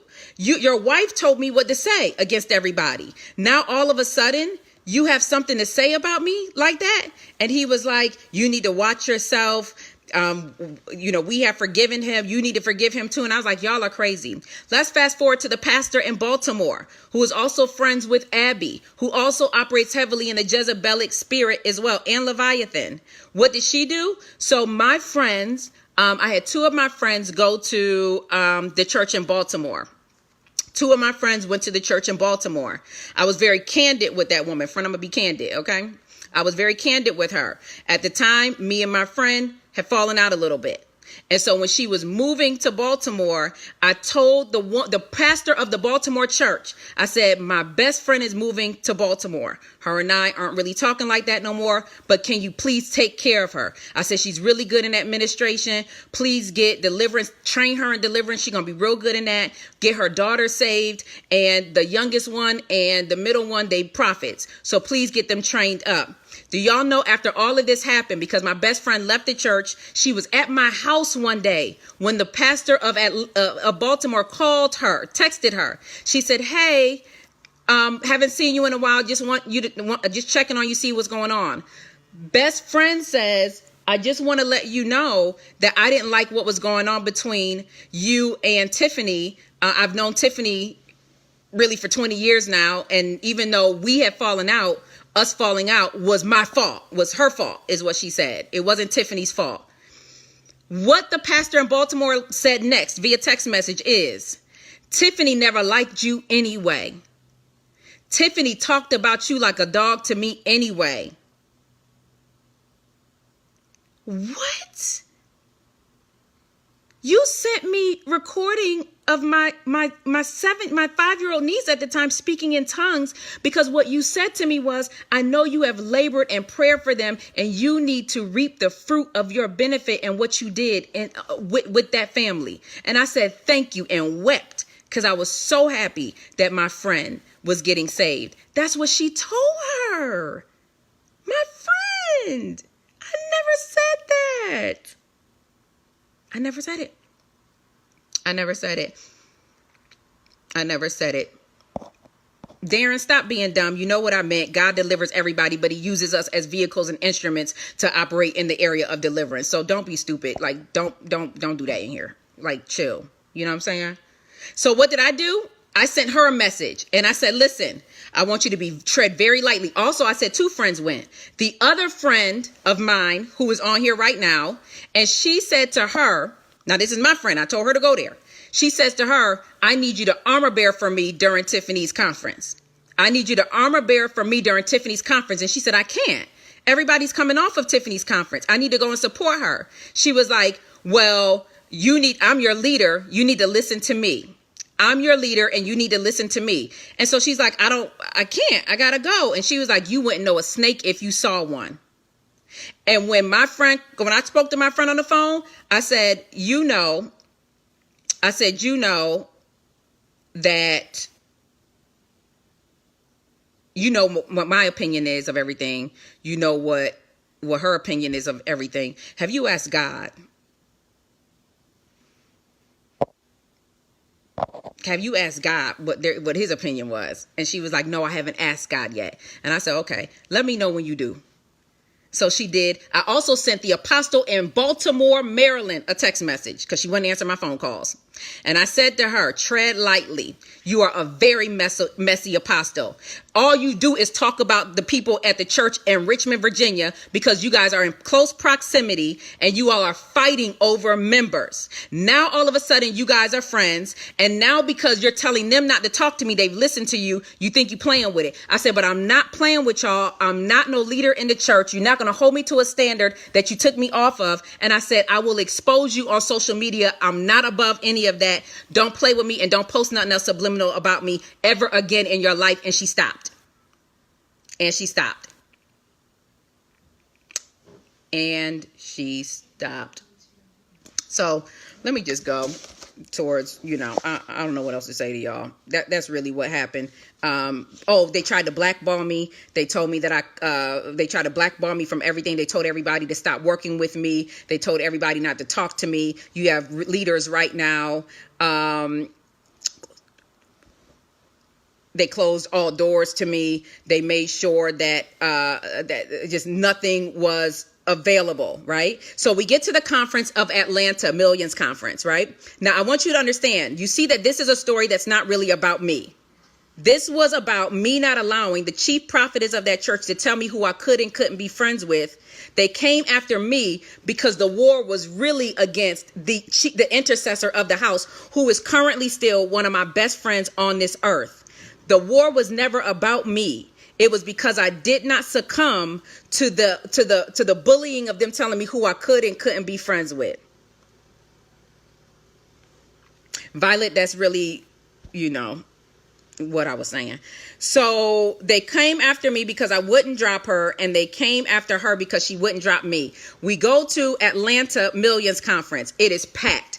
God, I'm weeping because I did not expect anybody to show up at that conference. I didn't think anybody was going to come. I thought I was going to get in trouble by God, because that's the spirit of intimidation. Whenever you speak out against something, a spirit of fear may come over you, and all of that. And so then I'm sitting in the front row, me and my friend, the intercessor, who is a best friend of mine. She opens up in prayer. And the moment she sits down, she receives a text message from from the chief prophetess that said that we were praying against that conference, and you get up and pray on the stage. The apostle also texts her and says, you're now fired off of the intercessors team. What she responded back was, are these people still not souls? Are these people still not wrong? How do you drop Tiphani and she didn't even do anything wrong? She was fired on the spot. And I want to say this, every church that in that network took her off of their program. The church in Richmond, Virginia asked her to come and pray and speak. They took her off. Every church that she was assigned to speak in her own network took her off because she was still friends with me. She was still friends with me. And they barred me because I was still friends with her. Understand what happened here. It was really an attack on a godly covenant relationship, because her and I do much more together for the kingdom of God than we would have ever done apart. And so that's what that really is about. Okay, so what are some things that I've noticed or discerned and what God revealed to me? I stopped doing all of my periscopes while I was a part of that ministry because there's a spirit that comes to silence you and your influence. I'm sorry, Richmond, Virginia kept her. I'm sorry about that mess up. Richmond, Virginia kept her. It was the other churches that dropped her and said, hey, we just changed our mind here. I repeat. Richmond, Virginia kept her. Please note that. I'm sorry for that inaccuracy. Richmond, Virginia kept her. It was the pastor in Baltimore that called the pastors in Richmond, Virginia and told them to take her off. That is where that's what I want to correct. Richmond, Virginia kept her, but the pastor in Baltimore called them and told her to take that off. Her and I both did not drop each other. So I hope that answers all of your questions about Tiphani, your friend still goes there. What about your friend? This was never about me. It all started because I stood up for my friend. I also had another friend of mine, one of my best friends, that I was like, hey, you should go to the church in Atlanta. She was the executive assistant at that church. What else happened to me at the church? Like, I became embarrassed of my favor. There was a lot of favor given to me. I became embarrassed of it. I didn't want it anymore. And that's just because I was starting to be talked about because of how much favor I had in the church. I also started to see sudden dread in my life in regards to always getting in trouble. So I'm in the church and I'm like, man, I really feel like I'm always getting in trouble here. What is the issue? I also started to second guess and third guess everything. So the spirit of double-mindedness had come upon me because I was just wondering what was going on. And I also had to keep all of this a secret because it is what it is. There was never any clear communication, instructions, or protocol. And I got in trouble whenever I asked for it. I did everything in honor. I did everything integrally. And I was tried to blackball. The reason why blackballing did not work with me is because, number one, I'm not like, I don't preach at nobody church. So you can never blackball me because my customers aren't the church. I don't look at the church as customers. That's what the difference is between ministry and entrepreneurship. And that's why people get it wrong a lot. Some people look at people in the ministry as customers. I didn't. I don't make any money from ministry. 1,000% of my income comes from my business. And so you couldn't blackball me from something I never wanted. What I experienced was the inner working of a modern day cult. Make no mistake about it. Saying the word quit cult is not a word that I use ever. That was the first time in a ministry I have ever used the word cult.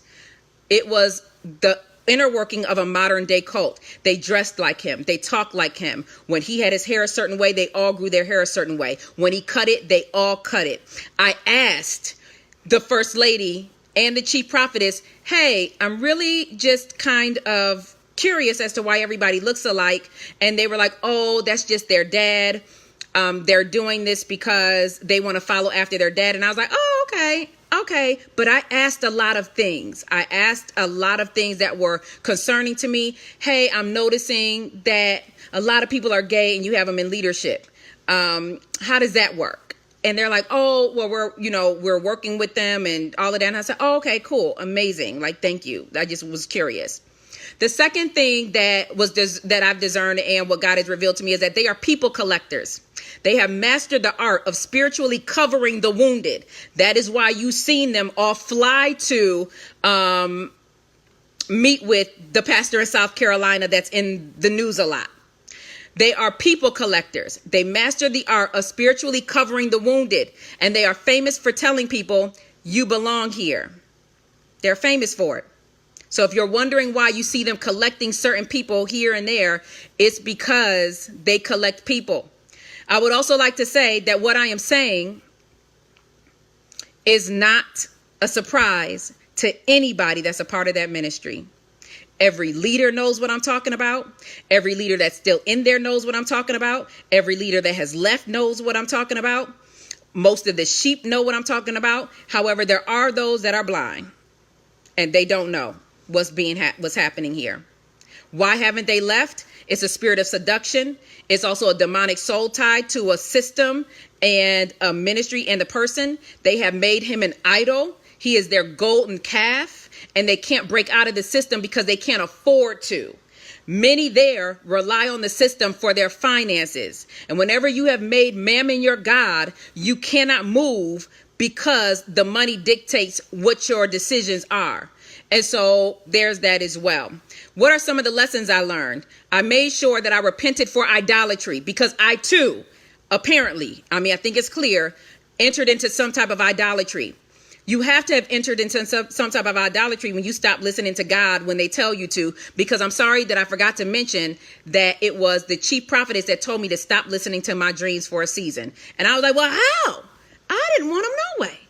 How do I stop listening to my dreams? Any suggestions, any tips, how that can happen? So I literally stopped writing down my dreams, stopped listening to my dreams, all of that.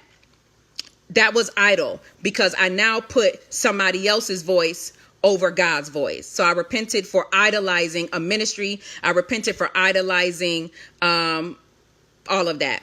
I also fasted and prayed. So when you say, Tiphani, how did you heal from this? I fasted and prayed. I spent that time with the Lord between May and August, fasting and praying. When many people know me and that's been following me know that I have a ministry of fasting and prayer.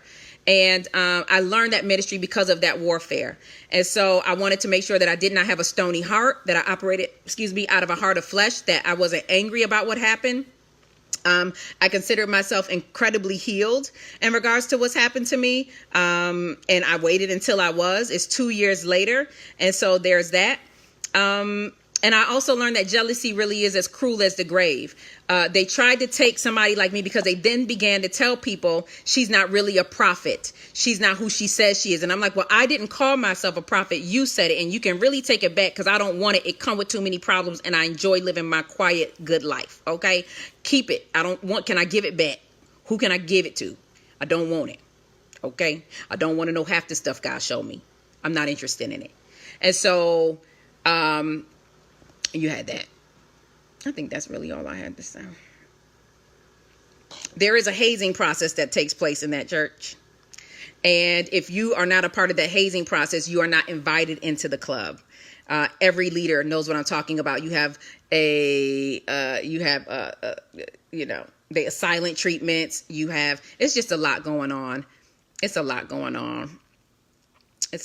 on. Again, my intention on telling you this is because based off of Revelations, I understand that my people, God's people, are overcome by the blood of the Lamb and by the words of our testimonies. And I also am standing on Acts 18 verses 9 and 10.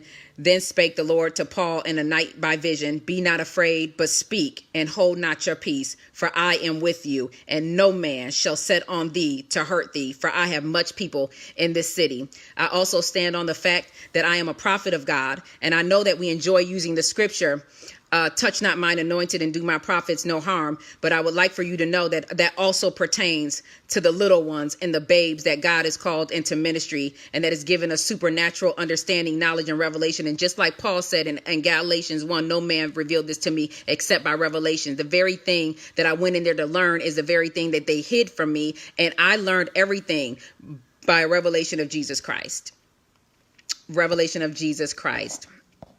Revelation. Kiera has a great question. She says, if you're healed, then why are you bringing this up 2 years later? I want to answer your question because I think it's fascinating that anybody like you would put a time limit on anybody talking out against anybody. I think it's egregious. I think it's disgusting, especially that you're a woman. Imagine all the people who are sexually abused. I have not been in that church. Oh, I have a story about that as well. Have been sexually abused, and then they wait 10 years later and you say, why now? I think you're disgusting for even insinuating that I should have spoke out when I did not have the go to speak out. I think it's disgusting for you to insinuate that I should not have healed, that I should not have made sure that my heart was whole, that I was taking care of 2 whole children, that I had a business that I was taking care of and people that I was feeding, pouring into with my information and knowledge. And I just think it's fascinating and disgusting that you would insinuate that without me being healed and whole, that I should not speak. I'm actually really surprised because no matter when I spoke, you all were going to always have something to say. And so I just want to encourage all of you that are facing those really stupid questions like she asked to speak out no matter what. God is behind you. There are always more for you than there are against you. And unless you have the go from the Holy Ghost, you move on God's timing and you move when God says go. That's always what I've operated in, and that's always what I worked in. Many other people say, well, why are you doing this? Y'all wouldn't know a Jim Jones spirit if it slapped you in your face. And I'm sure that if those people were warned about Jim Jones, they would still be alive. I am warning you that there is something more sinister going on in there that you may not know about, because I was friends with them on the inside. I was also told by a very seasoned prophet who is older in her 60s, y'all, that the apostle told her that I was going around saying on my live that he had molested me. This is a woman of God that I would say many of you respect. So I knew she wasn't lying. And she told me that he said that he molested me. My response to her was, number one, at this age, I don't consider that molestation. I consider that rape or anything inappropriate. Number two, I would have fought him. Like literally, I think I could beat him up. I would have fist fought him. You're not getting ready to put your hands on me in a sexual way and we not fist fight. Number 3, what I told her is I don't think he likes women. So that's also out of the question. And number 4, to answer your question, the door was open when we met. We've never had any inappropriate situation. He never looked at me inappropriately. He has never touched me inappropriately. I don't have that testimony. I have never heard anybody that has had that testimony. That is not anything that I've ever insinuated, said, or anything like that. I don't play around with molestation. I take that incredibly seriously. And it was also told to another prophet. He told the other prophet she's going around telling people I molested her. And that was just not true. So I'm not sure who told her that. But I also think that it was the chief. I would also like for you all to know that he asked to meet with me 4 times over the summer of 2018.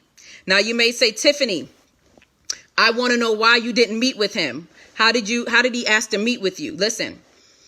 As I said before, my dreams are incredibly accurate.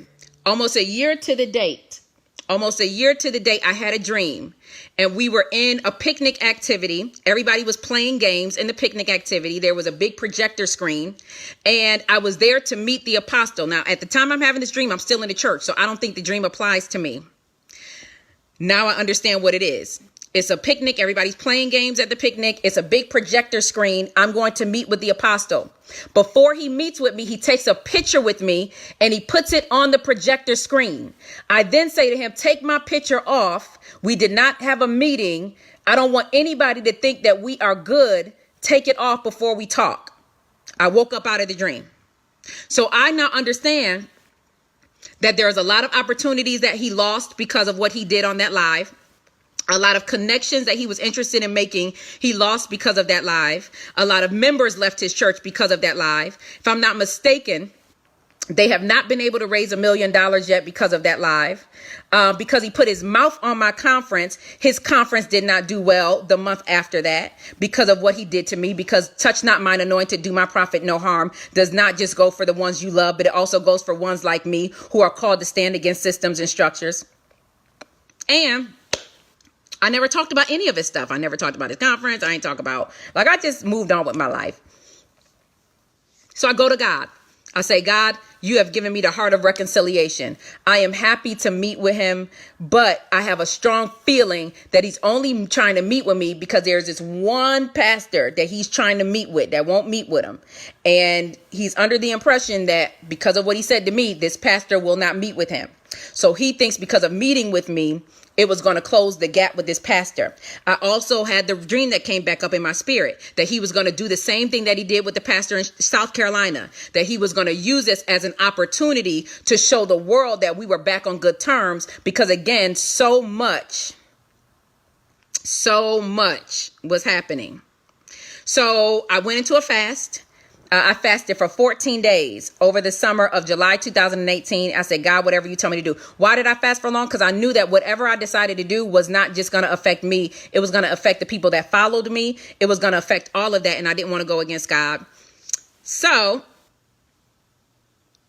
the last day of my fast, I get a text message from somebody that don't know anything about it. And she said, I just want to warn you that word on the street is Apostle is trying to meet with you so that he can get in contact with that pastor. I shared it with maybe 1 or 2 people, but I did not share it with her. And she sent me that text message and I said, that is the word of the Lord. I am definitely finna not have this meeting. So I didn't have the meeting. And after I did not have the meeting, I went back to being wicked. I went back to being not a good person. I went back to being all these things that it was said that I wasn't during the meeting. He said that he wished I stuck it out, the hazing process at the church. And I was like, I know what an abusive relationship is when I see it. Let me get out of here. So my tenure there was only 5 months, y'all. It was not a whole lot of time. That's what happened. The story is as exhausting as it sounded. It was exhausting when it happened. It was as dumb as it sounded. But that's what it was. You know what I'm saying? Now, my testimony is no different than a whole lot of other people's that have left that church. They have the same testimony, y'all. It is a spirit of seduction. It is something going on in there. There's a lot of confusion in the church, a lot of perversion in the church. And I'm sure you're like, Tiphani, well, you need to expose everybody. I don't know what everybody else is doing. You know what I'm saying? I didn't come out of the church. And that's another thing. I know a lot of you were born and raised in church. I wasn't. And so there's not a lot of unlearning I have to do in regards to saying something about something. Like, I don't really care. Like, it's not too much you can do to me. You can't stop my money. Like, you can't stop what God told me to do. It is what it is. That's between God and I. If you feel like I shouldn't have done it, pray for me. Keep me and my children covered in prayer. I appreciate it and all of that stuff. So that is the reason why I don't share with anybody what church I go to anymore. I keep that to myself.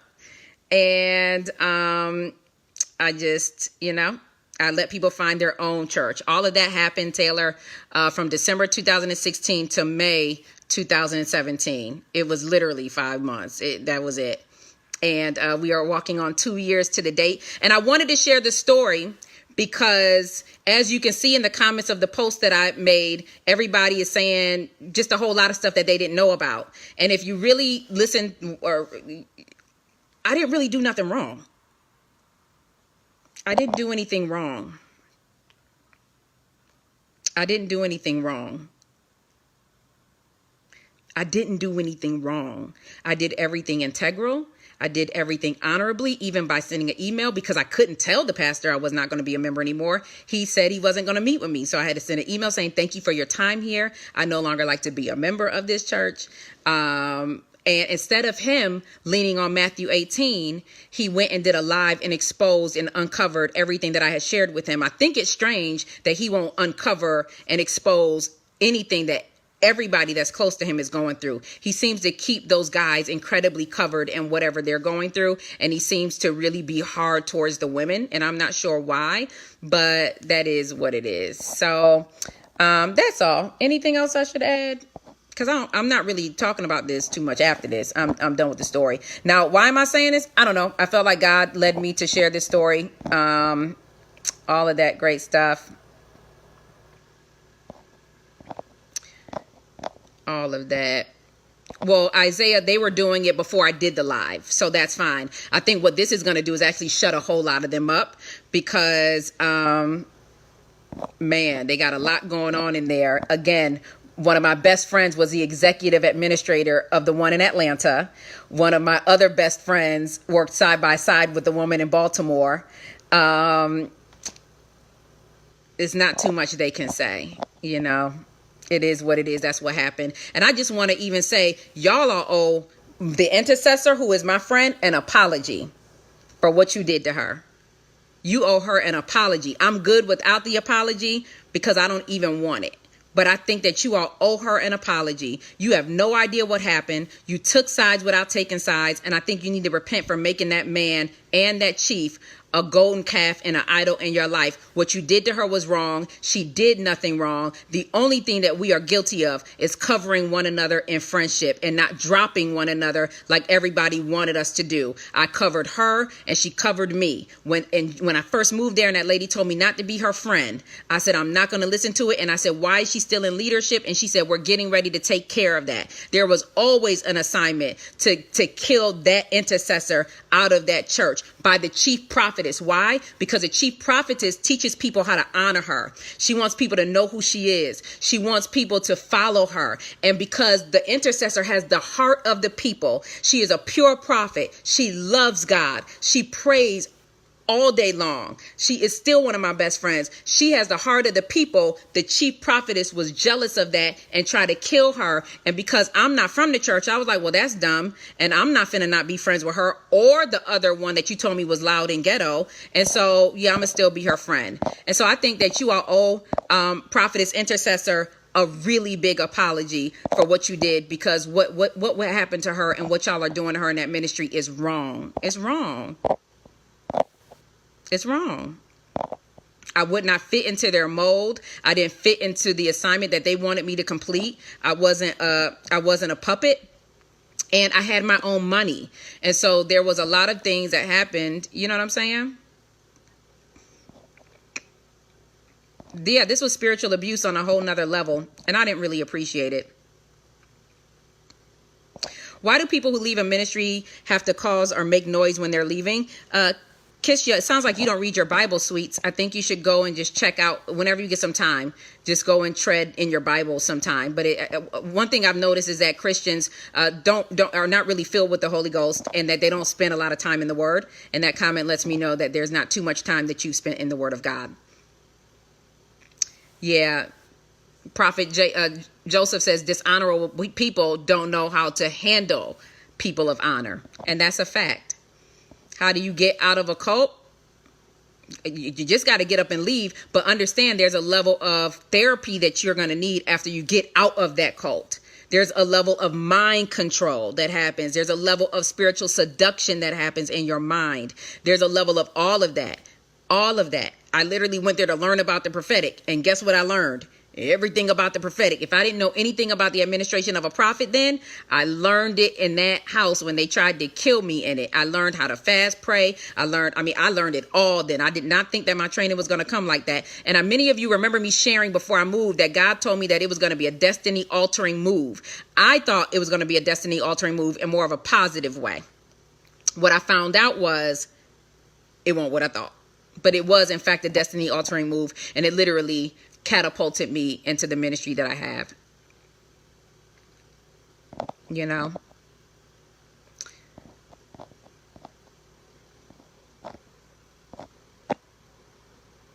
Shantae says, what happened to the money that was raised? I think the members of this church should ask them what happened to the money that was raised. I think that you all have a right to know. And I think that you should bring that to their attention. I think that you should start to ask what happened to the money that was raised in 2017. I think that those are some questions that you should start demanding the answer to.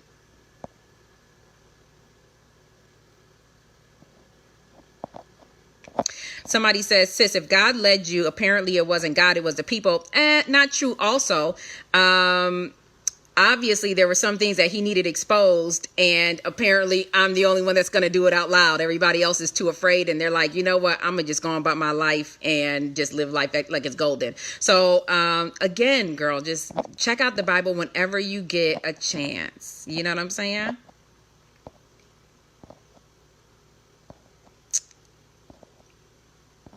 That's it.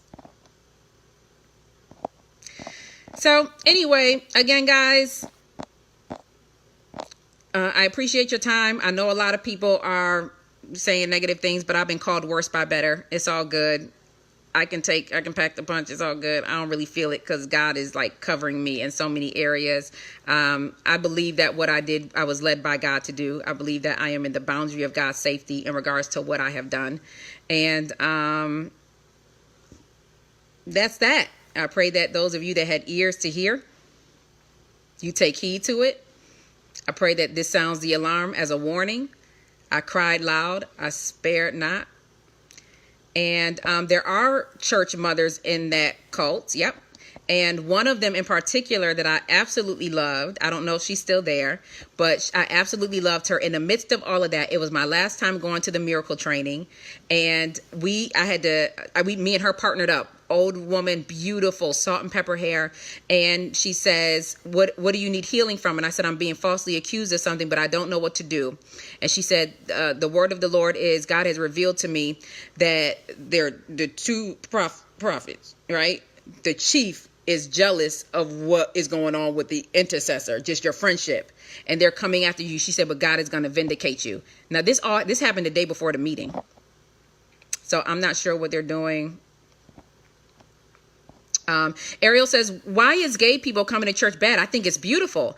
I think what's bad is when they're married and they're not telling their wives that is what they're into. That's the only thing I have against it. I think that's the ministry is specifically, the majority of the people are homosexuals.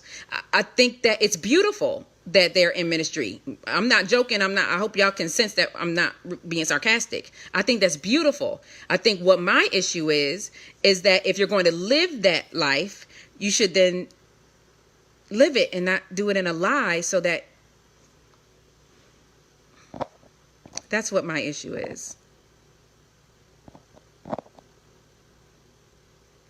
Yeah, Royal Queen says, I can tell you study. That's why it's so important that we study the word. Yeah, thank you. I joined the ministry December 2016. I demembered myself May 2017. Thank you, Antonio. Thank you, Jen. Love you guys. Okay, so I love y'all. It is what it is. Let's see. Y'all keep me and my kids covered in prayer. I appreciate you.